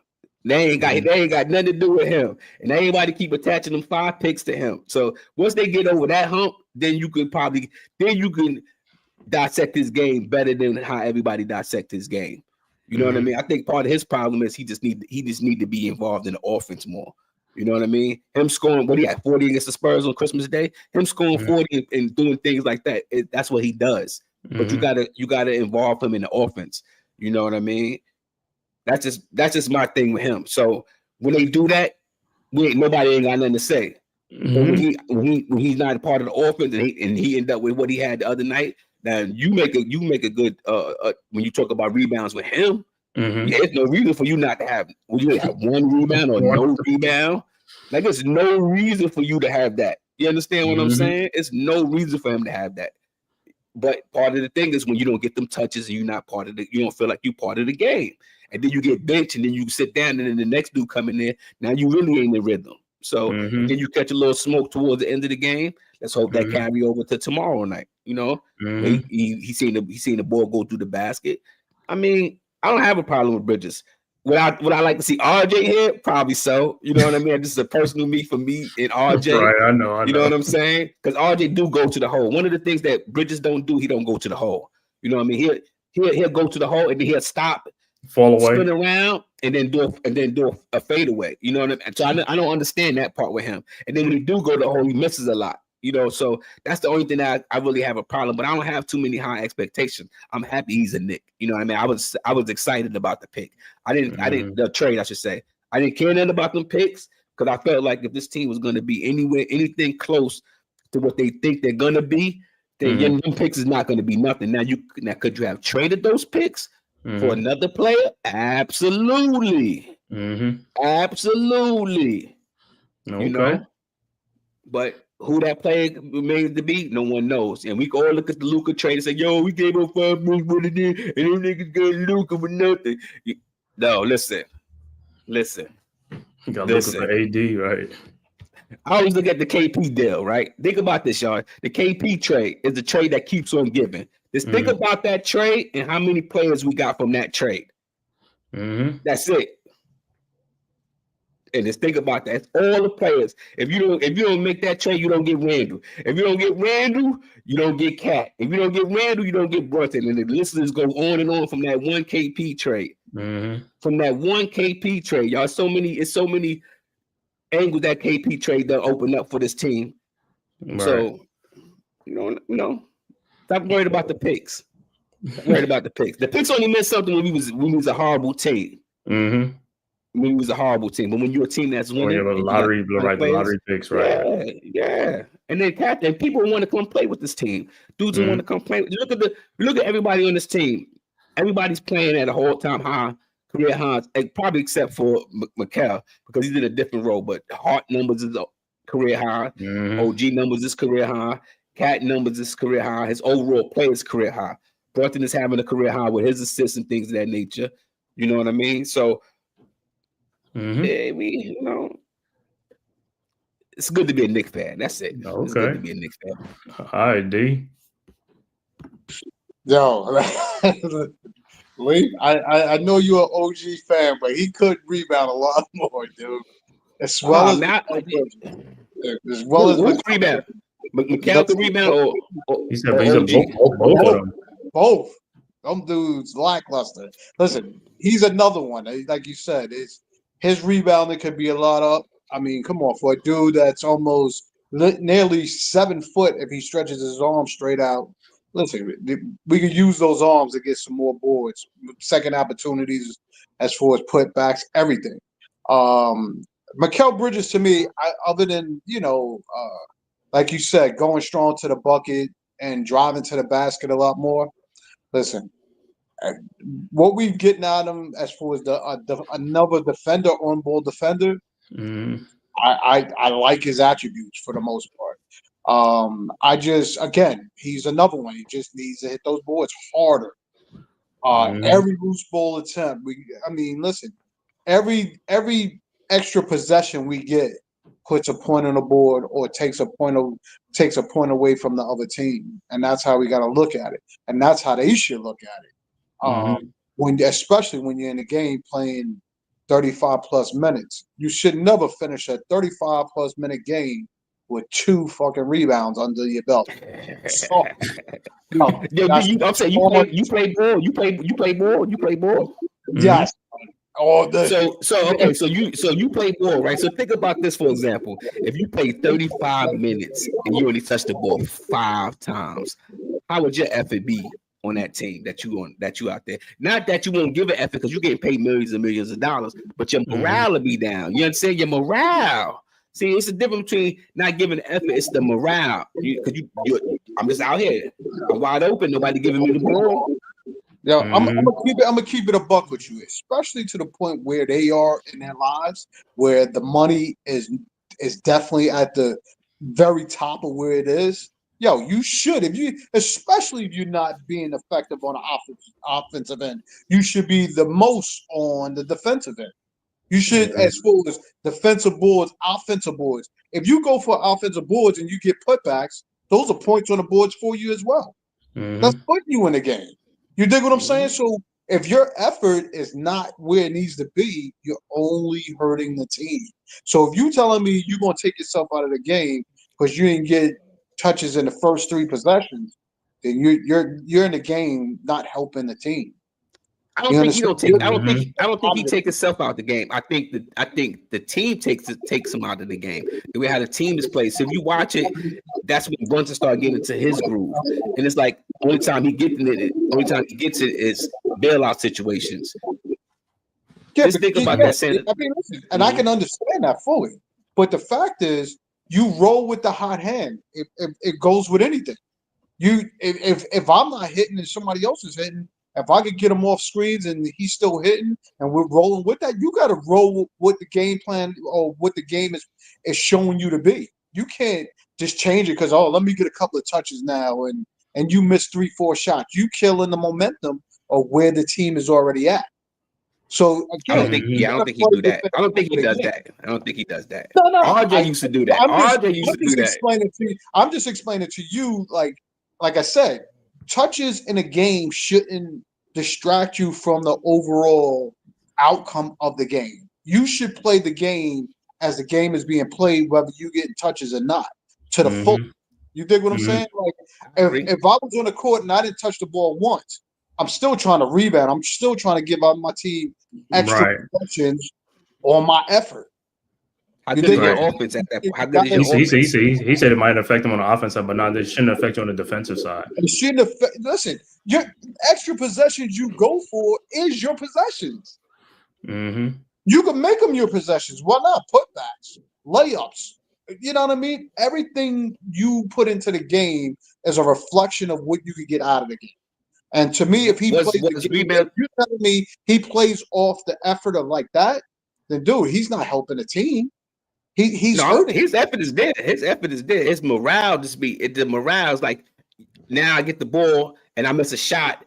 Is the heck of the Bulls. You understand what I'm saying? But meanwhile, I ain't get it like that the whole time. I'm doing what I'm supposed to be doing out here. You know what I mean? So he's playing. It ain't like they don't do their job. They do their job. Was he a big rebounder before he came here? Listen, I don't know. He never was a big rebounder. My thing is, like I just said to you, if you plan 35 minutes a game, there's no way, dude. At 6'6", 6'7" almost, you should only be finished the game with 2 rebounds. I agree with the 2 rebounds. I can't argue that one. I agree with that one. Look, 2 rebounds right there. It's right there. I'm not even putting the emphasis on him. OG is the same way. There's no way you should be finished. Yo, I should see 2 Knicks running into each other trying to get the same ball.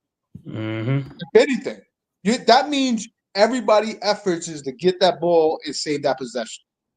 You dig what I'm saying? When you don't have that, when you see only Josh Hart and Towns bumping into each other, or Josh Hart getting a rebound, or where the hell is those other 2 numbskulls at? So where Brunson at? Where Brunson at? I would even say him too. Listen, you gotta. That's why I'm saying you gotta watch how the game. Each game is different. Okay? Yo, keep in mind, me and SB, like he'll go over the stats at the end of the game. You're talking about a McBride come in for maybe 15, 20 minutes. This dude is leaving the game with 4 or 5 rebounds. Those dudes only getting 2 rebounds. Like you get between them, they only get 2 rebounds apiece. I mean, total 1 and 1 sometimes. There's no fucking way. Yeah, you can go back and look at the game logs and stuff. You can see it for yourself. You'd be like, yo, that's between 2 players. Like, yo, that's not enough, man. Yo, there's not enough. Those dudes got to put more effort on getting those boards, dude. There's no way Campaign getting more rebounds than you. Deuce McBride, 6 foot. Y'all dudes is 6'6", 6'8". Like, come on. I mean, this dude is getting more rebounds. I can defend OG. No, I can't defend McCall. I can only defend OG. He averaged 5 rebounds. He's averaging his numbers. Yeah, he's averaging 5 rebounds. He's averaging 5 rebounds, but those are misleading and stuff. When you go look at the stats, when you go look at the stats, you look at a lot of games. He has like 3 rebounds and 2. It's like, bro, you're playing 40 minutes, bro. I mean, you should get 6 or 7 rebounds off the rip. I mean, automatically. Let me tell you something. If both of them could get 6 or 7 rebounds a game, it would be it'll help out tremendously if they could do that. That's all they got to do, like I said, and that's not the hard thing though. But before I go on, Mikal, man, I'm gonna give a shout out to the chat. Big Pass Sports Talk, D-Dan Shelton, RC. You already know what it is, bro. Leaf Diggy, the Nets hater, is in the house. What's up, Leaf? Now, that's my boy. He's a Nets fan and stuff like that. And I want to shout out everybody, man. Thank you for tapping in from YouTube, Twitter, man, to the Man Cave podcast. If this is your first time to my channel, man, please hit that like and subscribe button, man, and also share it on all social media platforms, as well as the Aboriginal Sports Network. The link is right there in the chat. Please go up and subscribe. But yeah, as far as Mikal Bridges, like I said, I know people talk about the draft picks and all that stuff. Yeah, I mean, I wouldn't trade 5 picks for Mikal Bridges. He's not worth the 5 picks, but he gives us what, you know what I'm saying? I mean, at the time of the deal, hey, he's coming here to be a 4th option or 3rd. I'm cool with that. You know, if he's due to other intangibles and stuff like that, I'm cool with that. But the problem is he's not doing the intangible as far as the rebounding part. And the points, yeah, he gets 17 points, 18, 20 points. Yo, I'm cool with that. You know what I'm saying? That's a good thing. He's only a 4th option. So, I mean, the points he's averaging is great. It's just like when I watch the game, it's his effort level, man. It's like he's almost, and he's not just him. Other than Josh Hart and probably Towns or something, like these guys will play with low energy, man. Brunson at some point too, but it's like we got to pick up the pace on offense and be much more, up tempo or something like that. You know what I'm saying? And to be even better. I just think the Knicks play just so slow and stuff like that. You see it in on defense on transition. They get back. They don't even get back on defense. A guy could shoot a 3-point shot and and people behind him. You're the guy who shot a 3-point shot. How you're not back? You know what I'm saying? So that tells me the effort level is not there on defense. They just not. It's like, bro, you got to be the first one back, especially if you out on the perimeter. You got to, and especially if you got like guards like Hart, Brunson, Bridges, they got to be the first guys back. The smaller guys be the first back on defense to at least help a little bit. You know what I'm saying? I could understand a big man being a little bit slow to get back, but these guys got to hustle back on defense. You know what I'm saying? And as far as Mikal Bridges, like I said, so far in the season, like I said, me personally, like I said, I'm cool with Mikal Bridges. It's like I said, just watching some games, man, it's just like his shots. Like I said, he takes 3-point shots, which is cool. If you hit them, you make them set. But me, it's just the fadeaway shots. Stop fading away on your jump shots. Those are low percentage shots. Go strong. That's what I'm saying. Go strong with your shots. Try to make them shots. When you fade away, you're doing a little bit more to, you know what I'm saying, to make your shot much tougher than what it really is. You're long. If you're long, you're going to get a lot of fouls because when you go straight up, they're going to hit your arms. You see what I'm saying? You're going to go to the free throw line. But if you fade away, you bailing them out. You know what I'm saying? And especially if you get a guard on you, like sometimes like you might have like TJ McConnell on you. Man, don't bail that dude out. Post him up. Go in the post and go in there and go strong. Don't fade away in the jump shot. You know what I'm saying? Like I said with Mikal, if he can up his rebound, man, because right now they got him averaging like 3 rebounds. I don't believe that for 1 second. Because like I said, I could go back in the game logs and see like 1 rebound, 2 rebounds. So he's like, bro, we need like I said, RJ Barrett was here. RJ Barrett averaged 6 or 7 rebounds every game. You saw it on the stats. He might have like 20 points. Even when he wasn't shooting good, he still was rebounding, 9 rebounds, 8 rebounds. And that's what I'm saying. Rebounding is an important part of defense. And that's what your calling card is, defense. I don't care so much about the offense. I need you to do what your calling card is, defense. That's what you're here for. It might not be the block shots. And it's like get rebounds, deflections, steals, all that stuff. Play good defense. That's what I'm saying. And like I said, even if you don't touch the ball, something like on the offensive end, that shouldn't affect you on the defensive end. If you're a defensive player, that's what you do. That's what you do. You know what I'm saying? Be strong on that part. The only person I could say on this Knicks team that give effort like that is Josh Hart. If more guys will play with Josh Hart's energy and level, we would be much better. That guy gives it all. He hustles on things like that. He rebounds. He put his body in the way for people and things like that. He's in there banging with he's in there getting rebounds against 7-footers. You know what I'm saying? That's where OG Anunoby's supposed to be at. And OG's a bigger player than Josh Hart. You know what I'm saying? Them guys got to play stronger. And that's what he's saying. Like, they got to play stronger. Mikal, OG, they got to play much stronger. That's where our weakness is in the starting line is the forward position is the weakness on the team. Those guys are not bringing it. They have to pick up their level of play. And like I said, that's because if Mitch comes back, they can move back to their natural position, but they got to pick up their level of play to help Towns and Josh Hart. You're overworking these dudes. These dudes are getting like 17, 18 rebounds, and you only getting 1 or 2 rebounds. If you get 6 or 7 rebounds, they don't have to get as many rebounds. Put your body in the way, you know what I'm saying? You got to get the rebounds. Rebounding stops second chance points from the other team. And also, like I said, it also lessens you of getting in foul trouble. Because if you keep letting these teams get second chance rebound, you're going to get in foul trouble a lot because now you have to play 24 seconds. You got to play another 24 seconds again. And then you know what happens. You're going to reach in. You're going to do something. You're going to get more foul call. So it's like, hey, just stop it and just nip it in the butt. You know what I'm saying? Just do it. That's all I'm going to say for them. Those are the two things I got on those two guys is the rebounding on their end. That's all they got to do, the rebounding part. You know what I'm saying? With Mikal Bridges. So, I mean, like I said, the Bridges thing, like I said, I'm not so much worried about because the draft picks are going to turn out to be low first round picks anyway. Now, if we was a lottery team, I'd be pissed off. Because every time you always know the Knicks from the past was giving away lottery picks. All the picks was lottery picks, turning out to be like LaMarcus Aldridge, Joakim Noah, and all that type of stuff. And I'm like, yo, what the, you know what I'm saying? But I can't be mad like that. Then you got to look at what our need was. You know what I mean? Mm-hmm. A player to keep holding on to those picks and not being able to do nothing with those picks was, you know. So yeah, they become useless after a while if like you keep holding on to the picks. It's nothing. I mean, some of those picks was our picks. Some of the picks was our picks, and then you have Milwaukee pick it. You know, so I mean, all right. When we winning. And Bridges only had one rebound. Ain't nobody complaining when we win and he only had one rebound. I'm still complaining. But we won the game. Said, yeah, even if we win the game, I'm still complaining because the way I look at it is like, bro, you got to help out on that part, man. That's like I said, it's not like you're making a jump shot. That's the easy part. That's effort, bro. That's all it is. It's just effort. Just go get the ball.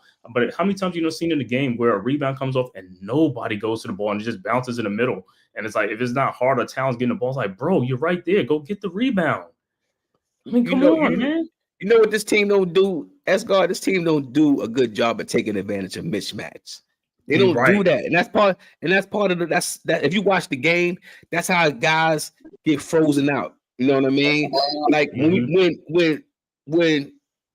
you playing against the Hawks, right? And you saw this when we put.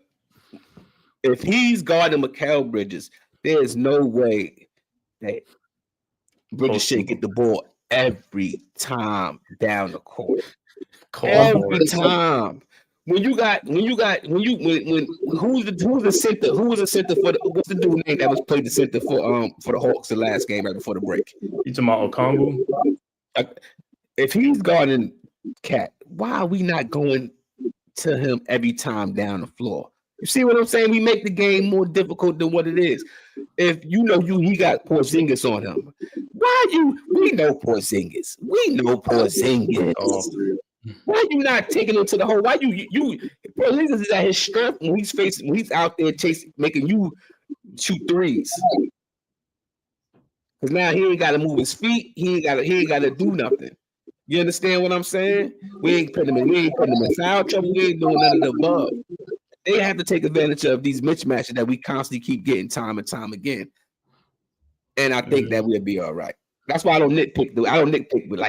That is me. You know how I am as God. But I keep saying they don't take advantage of it. They've been doing it ever since Tibbs been here. Is this Tibbs type of offense though? Because we didn't do it when Barrett and them guys was here too. That's what I'm saying. It's like Barrett with the Hawks. It's like, yo, post Trae Young up, man. It's like, yo, come on. It's like, what are you doing? We're not taking advantage. It's like, but I don't know what Tibbs is like, yo. Some coaches have been like, hey, take advantage of that opportunity. We got to take the mismatch. Even if, like I said, you post them up, if they double team you, now somebody's going to be open. That's going to open up your offense because they're going to send a double team. They're going to send a double team if they post Trae. They're going to send a double team. They ain't going to let them just like keep a back and Trae Young down and nobody comes over. So that's what you want them to do, to send a double team so you can pass to the open man so they can get some shots and break down their defense. And that was the game that Trae Young, that was the game that we kind of like blew the Hawks out, right? That was the game that he had a good game because Trae Young ain't do too much, right? Because his legs is not there because he had to play defense. You can't play, you can't, it's hard to be a two-way player. I keep telling everybody that. People like, yo, two-way player, it's hard to go play defense on the other team's best player, then have to come turn around and then you have the ball in your hand and have to score on offense. It's hard to do that. That's why only a handful of players can really, really do that in the league. So there's only a handful that can really, that's hard to do. We all play ball. That's hard to do. You got to take some possessions off because you're going to be tired. But for them guys that can do it, that's the reason why they can do it because they don't need to take no possessions off. They got to, Knicks got to feed the mismatch, man. Yo, Yeah, L like was so talking hard. about L was talking about Porzingis. They had Tatum on Cat. I think Tatum is a better mismatch. defender than Porzingis out there on the What? post the way how they have out there on the perimeter. Out there on the perimeter. No, Not he's in the talking post, about out there. in the post. He's talking about in the post when Tatum was on Cat. They should have fed that Yeah, mismatch. that's when exactly. That's when they supposed to win to when he had Tatum on him, right? Then you don't go, and then when he get it, you play small, Right. as opposed to playing big. There's no way that how they can stop Cat. Let's just be real, right? We all play ball, like I just said. Mm-hmm. You can't. The laws of physics says you cannot stop that big man. So how is that possible? Because Cat played small at that time. If he don't play small and he keep that ball where he's supposed to keep it, how they can't do nothing with that? But you know Tatum what I can't do think. nothing with that. But you know what I think. So also the NBA is allowing a lot of defensive 3 seconds to clog up those lanes, man. They just letting guys just stay in the lane without guarding nobody, man. Clogging up the lanes. I gotta I pay be attention to hating that that. one. I be I gotta hating. pay attention to that. No, I know, and we be talking about it's like, yo, where's the defensive 3 seconds? It's like they guarding nobody, man. The guards are all about the 3-point line, and they just clogging up the paint. And I was like, bro, come on, man. We need the paint open. That's why we want the paint open. So we ain't gonna talk about Mitch because Mitch ain't been here all year and stuff like that. You know what I'm saying? But we already know what we're gonna give Mitch. But we just gonna do the bench as a whole. You know, so you can just like talk about any players on the bench and stuff like that. You know what I'm saying? If you want to talk about, you know, Precious, Deuce McBride, Shamit, you know, Cameron Payne and stuff like that. How you feel about our bench and stuff like that, which is not a strength this year because, like I said, it's been decimated because of the trades and stuff like that. So this is what we got with these guys. We got to go forward with these guys, and then I think this week or next week is supposed to be some buyouts, right? I think teams are buying players out. I think it's March, so we'll see what happens on that front. You know what I'm saying? As far as who's going to be available to help out, because we're going to need some more bench guys or something like that, man. But as far as, like I said, and I know me and D, we do the game all the time, and you know, I'll be looking at our benches are one of our biggest weakness on the team is like the bench scoring and all that stuff, because these other teams are coming in and scoring like 40 points off the bench on a regular. We coming in with like 15 points at 9 points. Is like that ain't gonna cut it, man. But like I said, our bench used to be our strength like 3-4 years ago. Our bench was like a bench mob. Now we don't have them guys no more. So now we just got like a ragtag bunch right now, and that's why I be saying like when the players come in, you know, like D said, they're not coming in like all like playing together. They coming in staggered with the starters in the game. So then it's almost like the starters are taking the shots away from the guys too. So the shots that they get, and I'd be like, you got to make them shots that you get, but then like I said, they're not going to be in rhythm because they're cold, because they don't know when they're going to get the ball. You know, when you got them guys, the starters in there, compared to like if it's just bench players in there where anybody know the name. You know, if it's just bench players, you can get your shot, do whatever you got to do. But like I said, for my bench, like I said, man, I know it's going to be hard, but if we can get we got to get at least like 20-some points off the bench, man. I mean, listen, 20, 25 or 30 points, that would be a godsend. But, you know, these guys got to make the most of their advantage and stuff like that. Cameron Payne, Shamit, Deuce, he's shooting much better this season. And, you know what I'm saying? His shots, like I said, every time he shoots a 3-point shot, I'm thinking it's going in because, you know what I'm saying, he don't work on his shot. You know what I'm saying?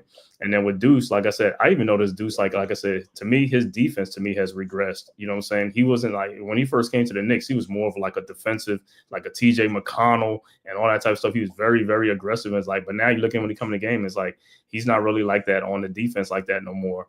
You know what I'm saying? I don't know if I'm not going to say it's Tibbs or not, but it's like, I don't know what it is, man, but he's not as aggressive like he used to be, like being a pest and things like that.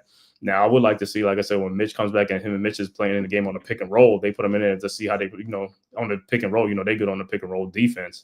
You know what I'm saying? But as far as that, like I said, man, Precious Achiuwa, like I said, last year in the playoffs and before he was great too in the playoffs. You know what I'm saying? This season he's been good too, but some games have there's a lot of underwhelming games for him this season, you know what I'm saying, compared to last year. Last year was like Preston Achiuwa was getting like a double when he was coming up in there, you know what I'm saying? It's like I was like, oh man, you know what I'm saying? But now this season, I know he came back from the injury and stuff like that, but it ain't been too much. Like I said, he gets rebounds too and stuff like that, but he's been getting outworked sometimes when you watch the games and stuff like that. And like me and D said, between him and OG and Obi, they got the worst hands of their hands are like concrete hands or something. I don't know with the ball like that's, you know what I'm saying? So with Precious, like I said, you know, but I mean, he only getting paid like what $5-6 million. So I mean, it is what it is with him. Like I said, I mean, is he a good depth piece for us? Yeah, he's a good depth piece for us and stuff like that. So I'm not too which go ahead. He get paying peanuts and stuff like that. So, can he help us? I mean, I would like for him to help us a little bit more, but hey, it is what it is. But like I said, when Mitch comes back, that's who, he gets back healthy and stuff like that. That's who we're going to bank on more, for that, which go out then, but with Precious, it rubs off too sometimes, man. Guys are playing good. He comes in, he's going to play good too, next to like a guy like Mitch too and stuff like that. So it's all good. And like I said, Landry Shamet, I know he's been off and on sometimes. Like I said, he's a shooter and stuff like that. But it's like he gets some good looks. He's not making some of them, or he's making some of them. So like, they just got to pick up their play off the bench. Cameron Payne, that side shot, 3-point shot. He be getting that stuff going when he's hot. He's hot. And like what was that 3 games ago when he was real aggressive. I remember one play, I think he scored about 12 points in a row or 10 points in a row. He was going to the hole and just scoring. I was like, I want to see more of that Cameron Payne, be aggressive. And also like Deuce when they come and be aggressive, you know what I'm saying? Just like pick up their level of play. You know what I'm saying? But as far as, like I said, our bench was like, that's one of the weakness on our team, but it's not due to, and the rookies, Ariel Hook-Porty, you know what I'm saying? Like I said, he looked like he's going to be a good player. I mean, he just needs more time and more experience to play, game experience to play, because he's an aggressive player for a rookie. Tyler Kolek, the point guard, you know what I'm saying? When he comes in his little garbage time, he do a little good and stuff like that. They should play him a little bit more too. Pacom Dade, for some reason, he ain't playing too much as the wing player and stuff like that. I know he was hurt. He just came back and stuff like that. But I think those rookies really can help us and stuff like that. Tibbs just got to open up the bench a little bit more and stuff like that. He should have did it early in the season, so these guys won't be playing too many minutes to starters and stuff like that. Because now towards the end of the season, you don't want to run these guys into the ground and stuff like that. You could have used these rookies a lot more, especially when we had 20-point leads in games and blowing teams out. You should have been took those guys out and bring the bench in and stuff like that, especially when we got back-to-back games. And we got back-to-back. These guys playing 45 minutes, and they got to play the next night. You know what I'm saying? So going into the playoffs, we got to limit that stuff, man. And, like I said, our bench scoring got to get a lot better. But like I said, we'll see what happens on the buyout market. So that's what I got on the bench. So I'll let D go, and then L, you all after D. How you feel about the bench? To me, the bench is lackluster. You don't know what you're going to get from the bench night in, night out.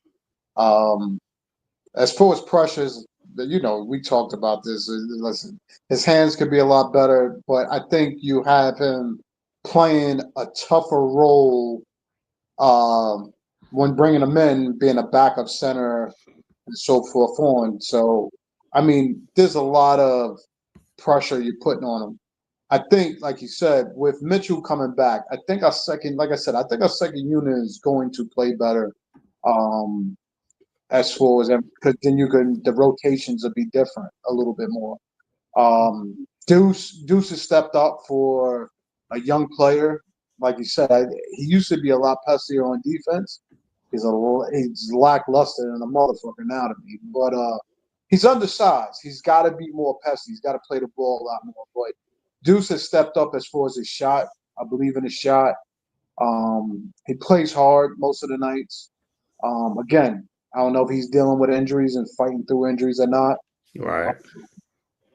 Campaign, if he's squared up a lot more, I think his shot will be a lot better. But listen, I'll take it sideways for the most part, as long as he's dropping them. Right. Shamet, listen, I love Shamet as a reserve. I would like for him to get more minutes. But again, I don't know where that fits in with this Tibbs offense or whatever you call it. Read and react. Well, listen, like I was saying, if he's part of the offense, that's what I was saying to you. If our starters are still in the game, then our reserves are not part of the offense to me. They're just relief plays that's coming in, giving rest minutes for those starters that was in the games long period of time. So they're just in there, like you said, for the hustle plays and for rebound. Mm-hmm. That's what it comes out to be. And to me, that's why I always would tell you, that's what it looks like. Shamet or sometimes Campaign to come in and do, or he's taking more shots, but just more or less Shamet. Hardy the same way. I think he should have been playing a lot more from the jump. If they knew they was going to do Sims the way they did Sims, they should have been playing him a lot more. Mm-hmm. He would help. And again, you got the top. Our starting lineup is the top echelon of minutes played from the start of the season. Why? Because his ass don't play our reserves. So now when these dudes start having injuries towards now of the season, who are you gonna blame that on? The season? Or that you didn't use the reserves, the spill these dudes. Right. You think what I'm saying? Now you got talent Mm-hmm. for the injury. Now you're gonna have to play these dudes. Like that hurts your squad now. They should have been getting minutes way before just to see what they have, to see what your roster will look like with these dudes in the game. Now you're forced into that. So I don't blame the bench. I blame how the coach is coaching the team to let your reserves come in to be reserves. These other teams like Wiggins and Joe, and I see them coming in. Them dudes is like, yo, these dudes are gonna be doubled. I'm sitting in the corner waiting for that pass to shoot this open three and making them. Mm-hmm. That's what they're getting. You know what I mean? So, like, listen, we don't know what we have because we ain't playing those dudes, and those dudes is Towns to get double teamed and run right through the double team. Fuck the open guy. Sometimes Brunson is the same way. He's just trying to get fouled to go to the line. If he gets a turnover, it's like fuck it, we running back on D. Mm-hmm. So listen, I think we have, like I said, with Mitchell coming back, that second lineup will look a lot different. Mm-hmm. Even with him playing with Towns or however he's going to run that unit.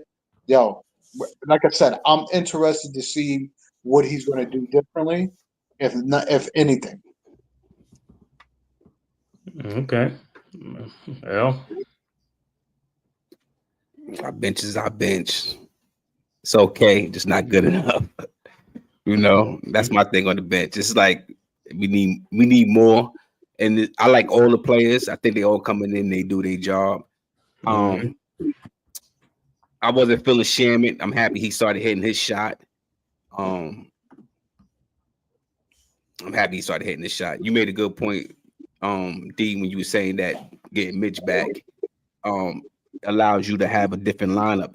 One of the things that we don't see that we used to see, Escott, from when you talk about the bench and how our bench used to be our strength, was we had RJ with the bench. RJ used to be with the bench. You know what I mean? So that's what allowed the bench quickly. So that's what it kind of threw the bench. It kind of made the bench be better than what it was because you had him playing with the bench guys.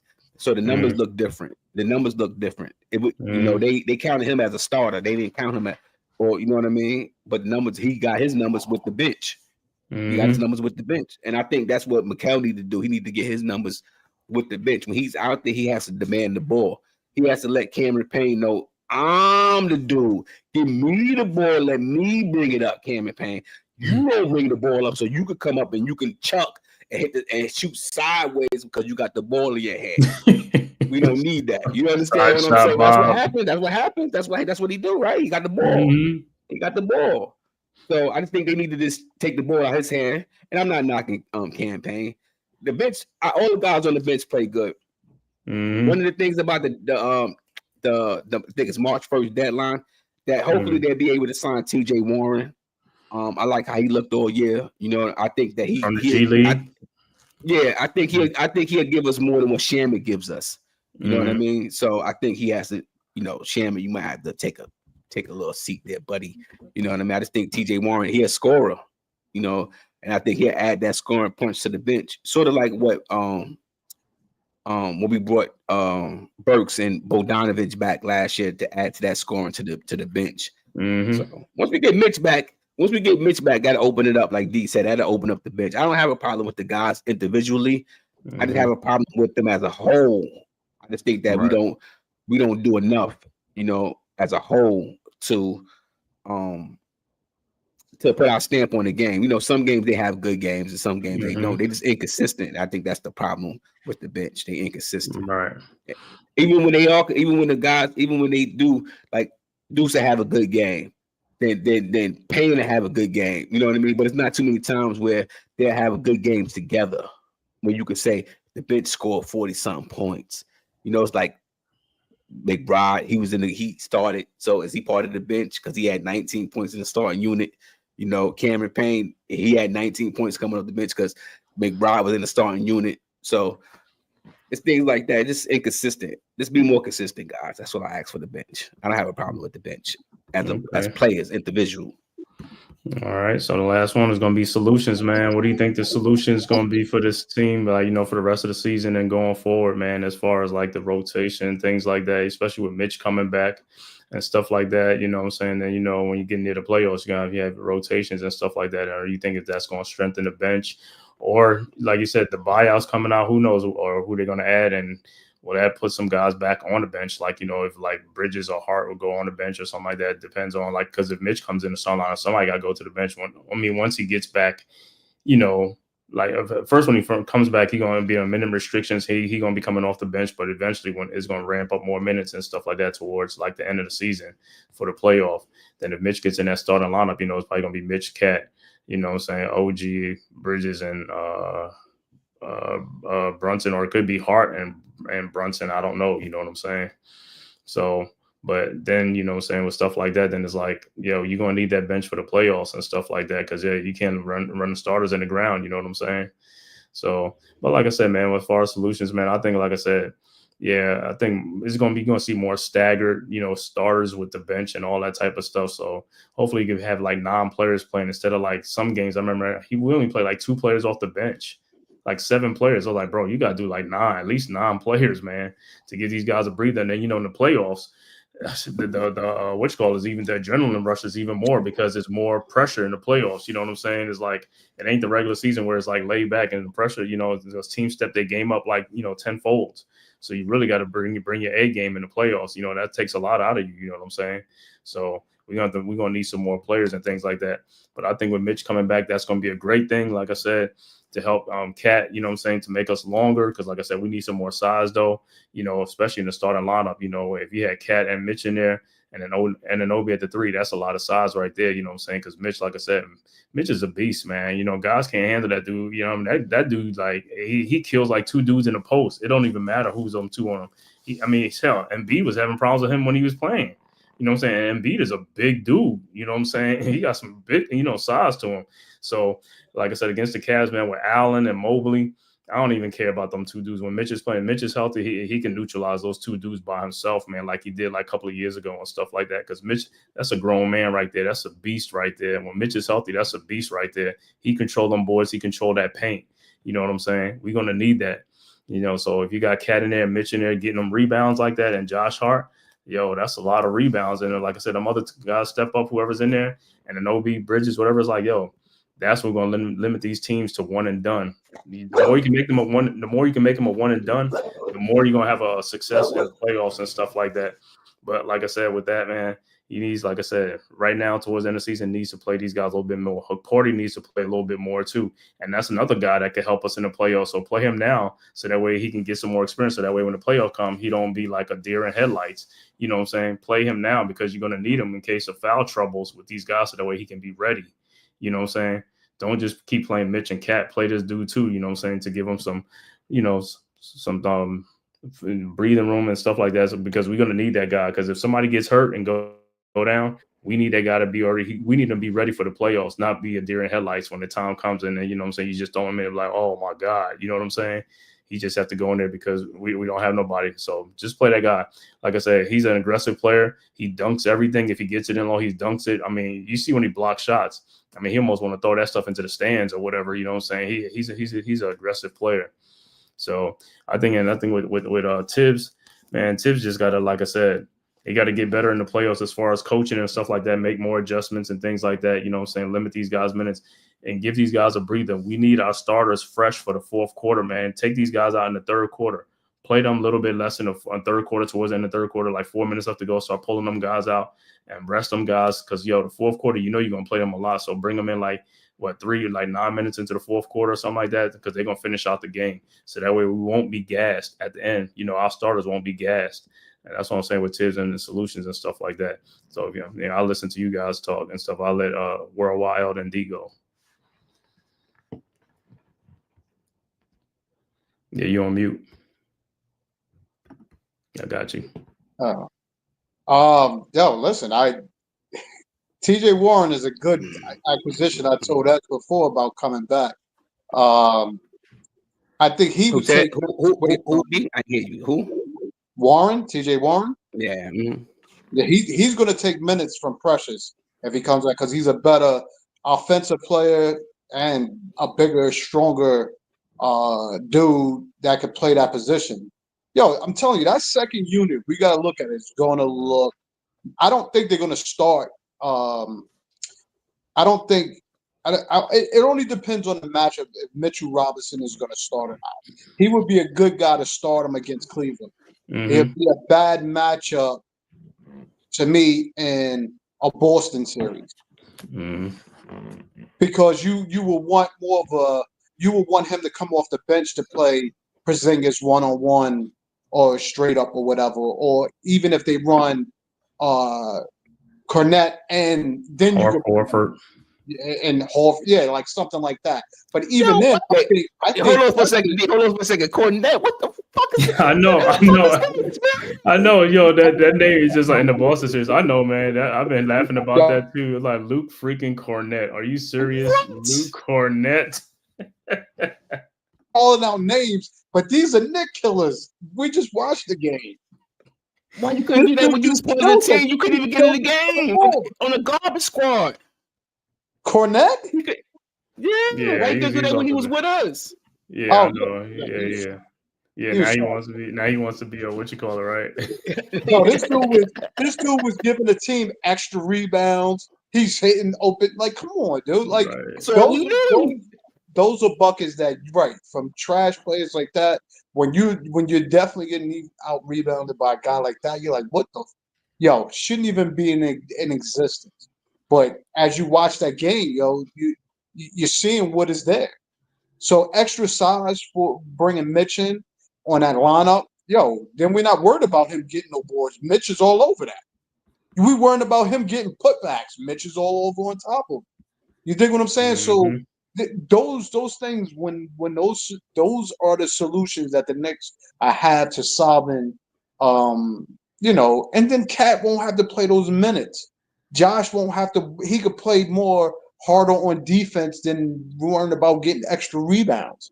You know what I mean? Having an extra guy to rebound, is a plus, but then he don't have to work harder. Those minutes, if they move him to the bench or vice whatever, he's another guy coming in off the bench that could give you quality minutes versus what you're getting now. So that'd change the whole depth of our bench point. You know what I mean? Everything will evolve. TJ Warren, if Tibbs plays him, he could give you quality minutes if he plays him. You know what I mean? It's only based on him and how he works that lineup. To me, he still shouldn't be playing these guys more than 30 minutes a game. If he wants them to be good for the playoffs, we should limit these guys' minutes. Towns is already coming off a knee injury. Next game, we don't have to against the Sixers. Play him 20 minutes. Yeah, I think Mitch might make his debut tomorrow night. I think they're going to save Mitch for the weekend. Yeah, they're saying all indications he playing tomorrow night. Yeah, I think he's going to play tomorrow night. That's what they're saying. Yeah, all indications saying he might. But he's going to be a minutes. He's going to be in a minutes restriction anyway. So, but my thing is, do we really? Like I said to you, do we really need him against the Sixers? If you want to come back and get some minutes in, I guess it's better to bring him back. I mean, you want more minutes to start shaking this rust off, and you're playing little minutes and stuff like that. So So even if it's for like 7 minutes, just bring him back. Let him get. It's a difference between practice and game time. So give him a little 7 minutes. Get out there. You know what I mean? Don't put him out there. Is Drummond still playing for the Sixers? He's gonna be huffing and puffing. Drummond still playing for the Sixers? Yeah, Drummond still on the Sixers. Yeah, he's still on the Sixers. Yeah, don't put him out there with Drummond. Don't put him out there with nobody that can hurt him. Hopefully Embiid don't play. Why Sabelli? They say Embiid might be done, y'all. He might get the surgery and be done for the season.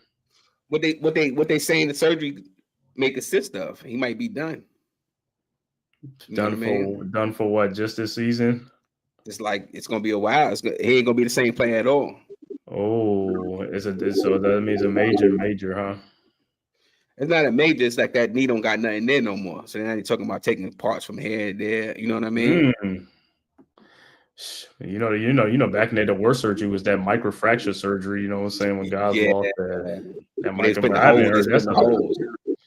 I haven't heard that in a long time. I haven't heard that in a long time. I don't even know if they still do that, but because I remember they used to take a lot from the players and stuff like that when the recovery. All the players that had that, yeah. I think Alonzo Ball had something like that, and that's when they had to go back in there and then do it all over again. They had to go back in there and do the knee replacement or whatever they did to him. So he back. So, but the thing with Embiid is you 7 something. Yeah, and he had the weight. He carried a lot of weight on that frame, man. He carries a lot of weight on that frame. Yeah, I mean, you know, my solution to this to the rest of the season is drown out the outside noise, drown out the distractions, the podcast, the ESPNs and the commentators, drown all that out.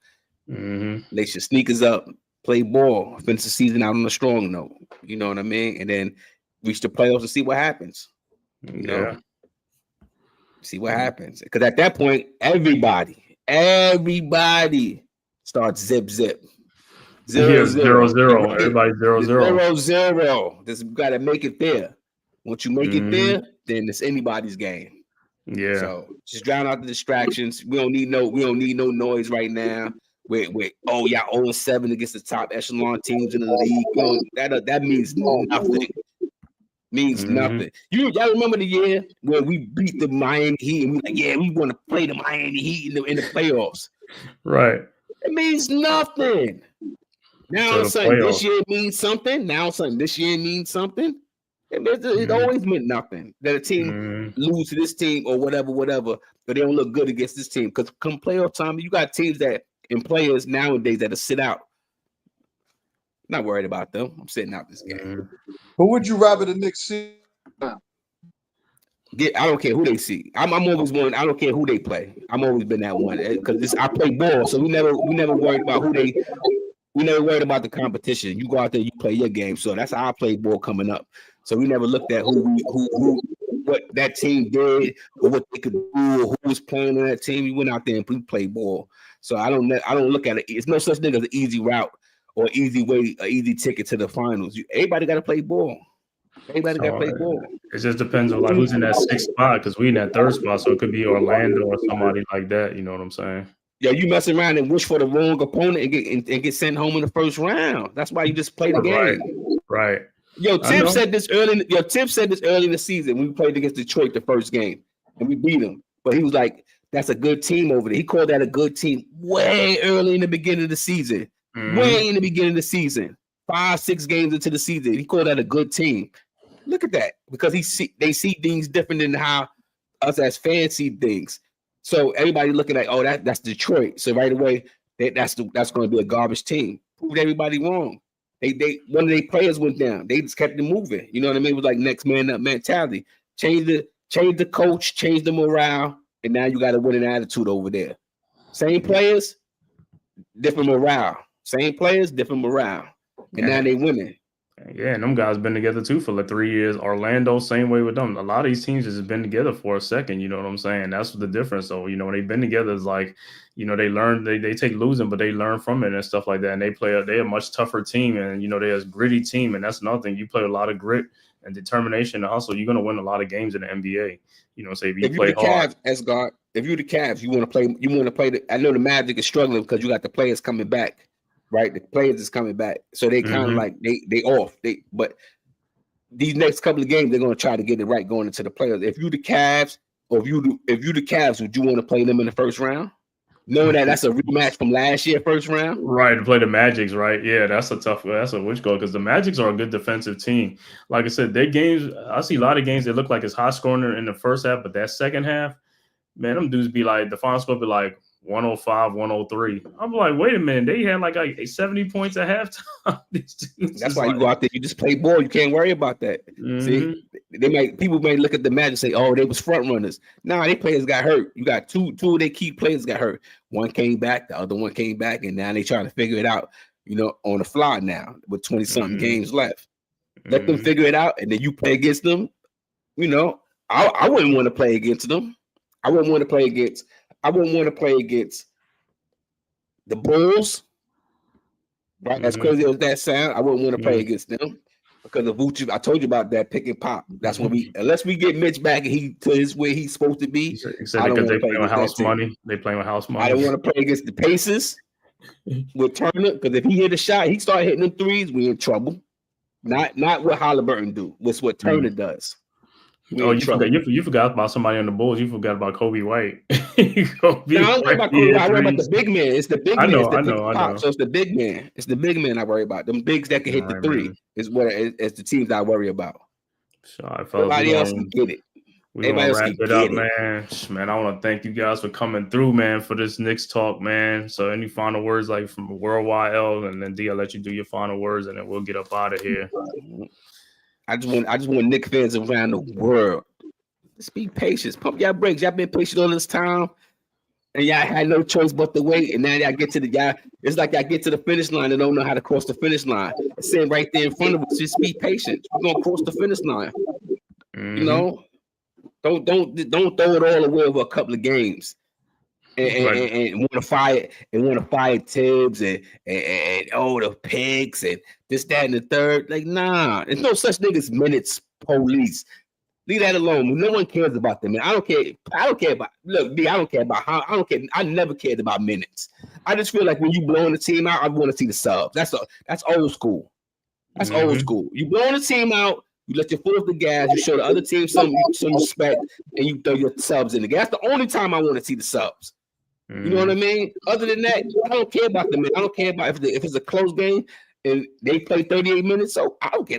Shit, that's what you get paid to do. These niggas is getting paid millions of dollars. I don't want to hear nothing about no damn minutes. I don't want to hear nothing about minutes. Nothing about minutes. Nothing about minutes. I'm on my feet. I'm on my feet 8 hours a goddamn day. I don't get paid nothing that they get paid. And I go in there with a smile on my face every day. Every day, D. I'm a chef. I'm on my feet every day. Every day, 8 hours. No sit down, on my feet all day. The minute I walk through the door to the minute I get in my car, that's the only time I sit down. So I'm not worried about no minutes. So what they play 35, 36 minutes, that's what I get paid for. Suck it up. I don't care. He said you don't care. All right, D. Yeah.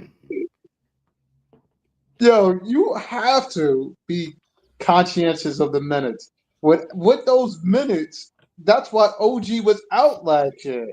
You know why? Because we burnt him the hell out. And he came back too soon with a hamstring injury. The problem is, look, we got a couple of players doing way too much. Like I said, Josh Hart just had a knee injury. If he's not playing all those minutes and able to rest, then his knee wouldn't be hurting as much. Towns, if we're resting him more or had players where we could rest him, then we're not worried about him going into the playoffs with a knee injury.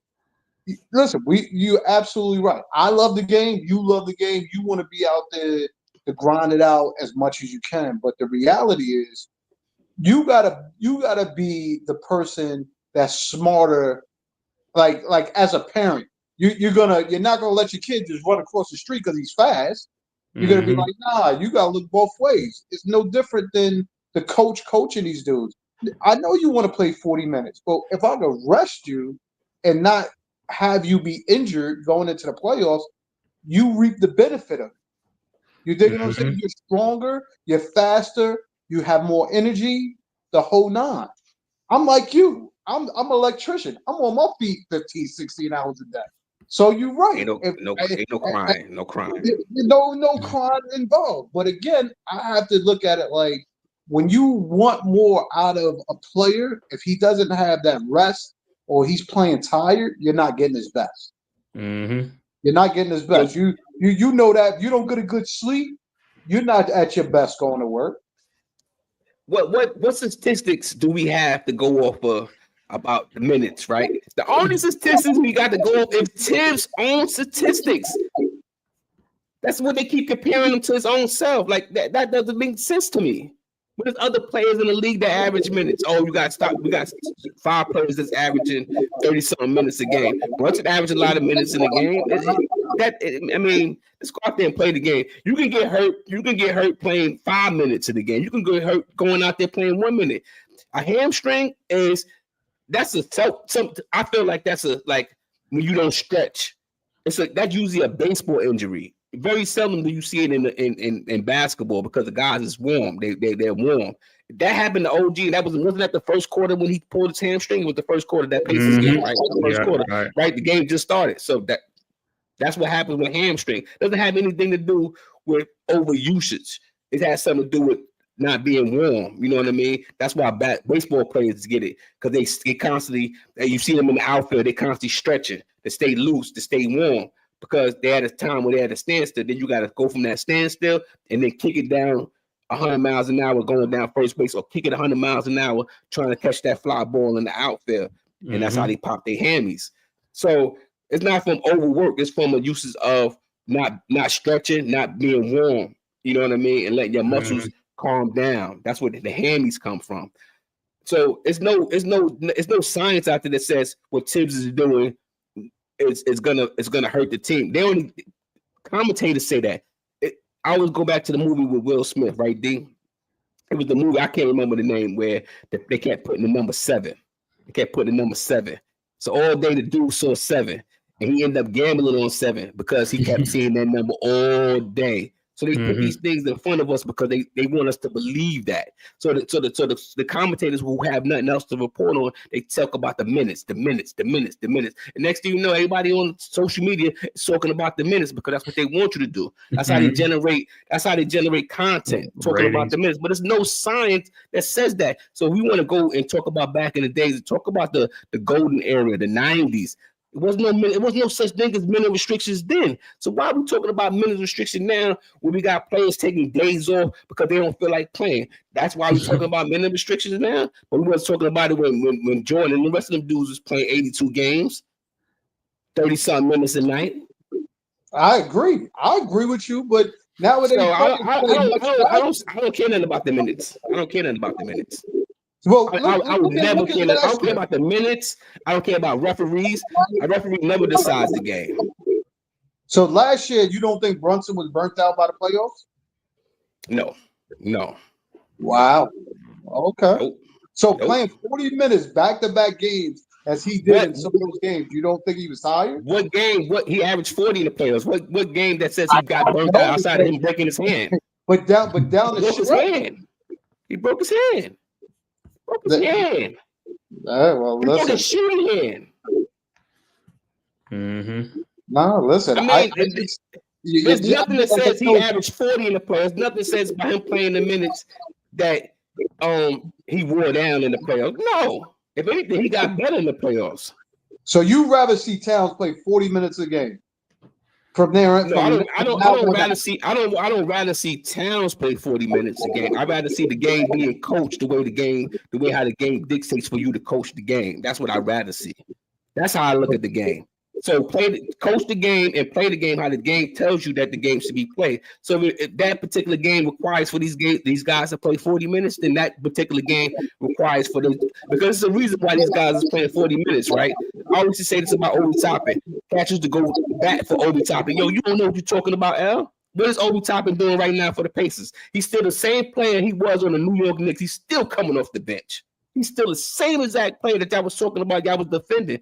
He went to another team doing the same exact thing. Don't defend, don't rebound. So you gotta give me a reason on why I'm going to keep Cat on the bench. Give me a reason why I'm going to keep Brunson. At times, Karen Payne gives some reasons on why he keeps Brunson on the bench. Porty gives some reasons on why he keeps Cat on the bench. So I think it's a lot to do with how the game is being played from each individual game on how you coach the game. So give me a reason on why I leave you out there. That's why I said about the bench. I need more from the bench. Hopefully when Mitch comes back, it'll even things out. Then we won't see these heavy minutes from the guys. But they guys is out there playing. That's their job. I need y'all out there to play. These dudes on the bench ain't doing nothing. They ain't doing nothing. I mean, they playing. I don't want to shoot the bench down because I like the guys. I just think they don't do it as a group. And I think that's our biggest problem. You know what I'm saying? Like, when they come in the game, it's not like a group, like boom, like the headbangers. They ain't coming in the game. It's coming in the game as Cameron Payne get off on this game. Deuce McBride get off on that game. You know what I mean? Then there'll be a game with pressure to get off. It's never all of them as a unit. And I think that's what we're missing with the team. Okay. Well, man, I want to thank you guys for tapping in worldwide. L, my brother, you know, as always, man, thanks for the support. Man, D, always, bro. You know, we'll be back on. I'll be back on here tomorrow night doing the Knicks and the 76ers watch along, man. Like I said, Knicks that's their get right game. Got to get it right tomorrow night. You know what I'm saying? So got to get this win tomorrow. Mitch Robinson may make his season debut tomorrow. We will see.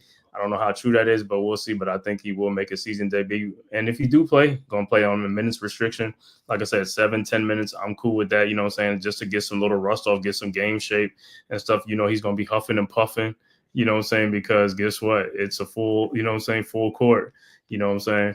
So we'll be back here tomorrow, man. I want to shout out the chat, Big Pass Sports Talk, Dita and Shelton, RC, the Hawkeye. Also, Neymar, thanks for coming through, man. Leaf Diggy, as always, man. Thanks for coming through. And like I said, man, we'll see you guys tomorrow. Like I said, Knicks versus the 76ers, man. Before on your way out, man, make sure you hit that like and subscribe button to the Man-Cave podcast as well as the Aboriginal Sports Network, man. Thank you, D, and also thank you, Worldwide L, for coming through and talking Knicks basketball. Until next time, I'll see you back, guys, tomorrow night, man. Peace. Peace. Who's got the rocket launcher? I say we blow it up. Now fire that thing.